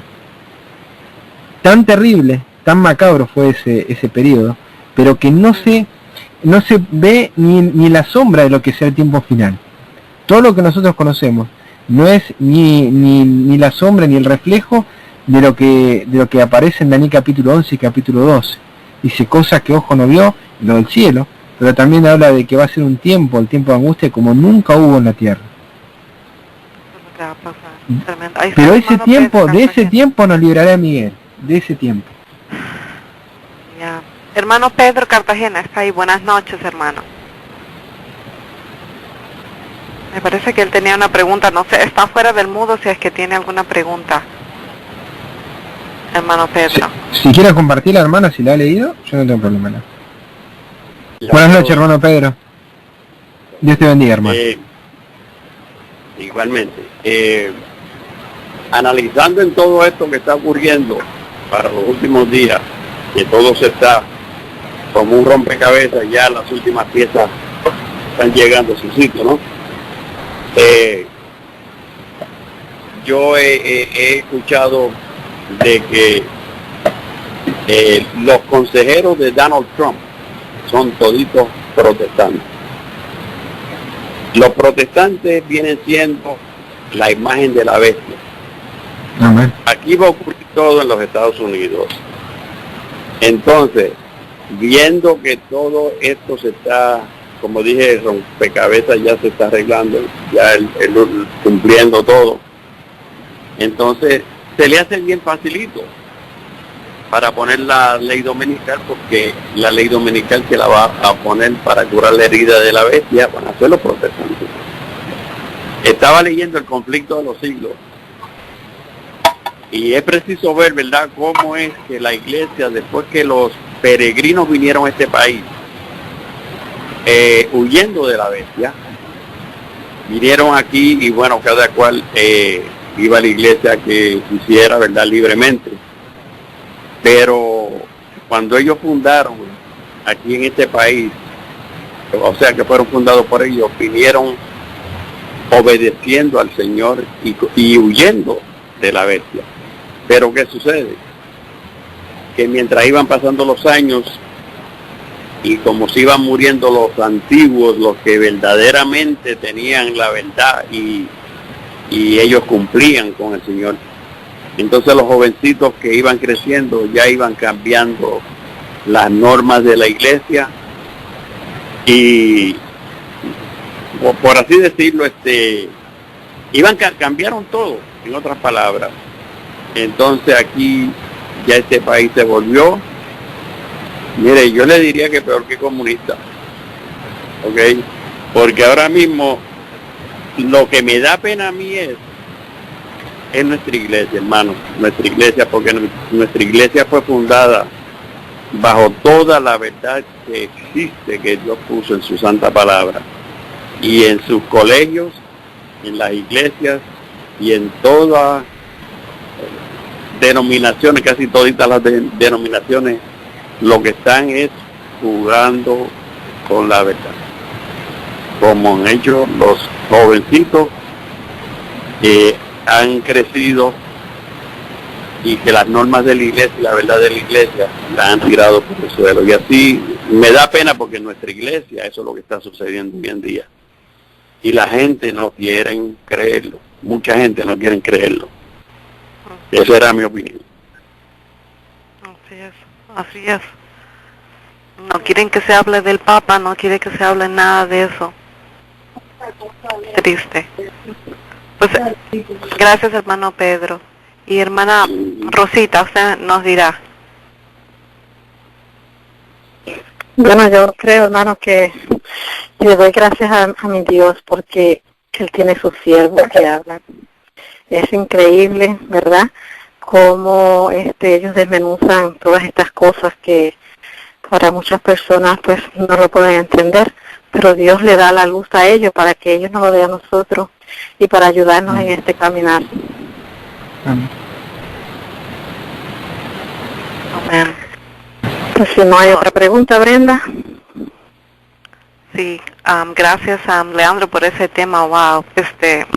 Bueno, hermanos, tenemos que amar a Jesús, como así es esa justificación por la fe, la que nos va a ayudar a llegar al cielo, y que es el corazón del mensaje de los 3 ángeles. Sí, hermana Rosita, eso. Amén, gloria a Dios. Gracias, hermano Leandro, y gracias a todos aquellos que esta noche estuvieron escuchando. Que la bendición de nuestro Dios nos alcance a cada uno. Amén. Y que si, verdad, que mañana, si depende de nuestro Dios, que nos regale otro día de vida para seguir alabando, glorificando su nombre y preparándonos para llevar este mensaje. Amén. Gracias, hermano, y también lo esperamos pronto por aquí nuevamente. Amén. Un placer. Amén, amén, gloria a Dios. Mañana estamos nuevamente aquí con nuestro hermano Hernán. Vamos a estudiar un poquito lo de las fiestas y lo de relacionados con el santuario, ¿no? Mis hermanos queridos, amén. Yo creo que estamos para despedirnos, hermana Rosita. Sí, y hermanos, no se recuerden que necesitamos las ofrendas, es muy importante porque es un ministerio que se está llevando. Entonces esto está llegando a mucha gente porque estamos dando el conflicto de los siglos y la ley dominicana. Así que agradecemos a aquellos que cooperan en esta causa. Bendiciones. Y luego pues quedaremos despedidos. Amén, amén.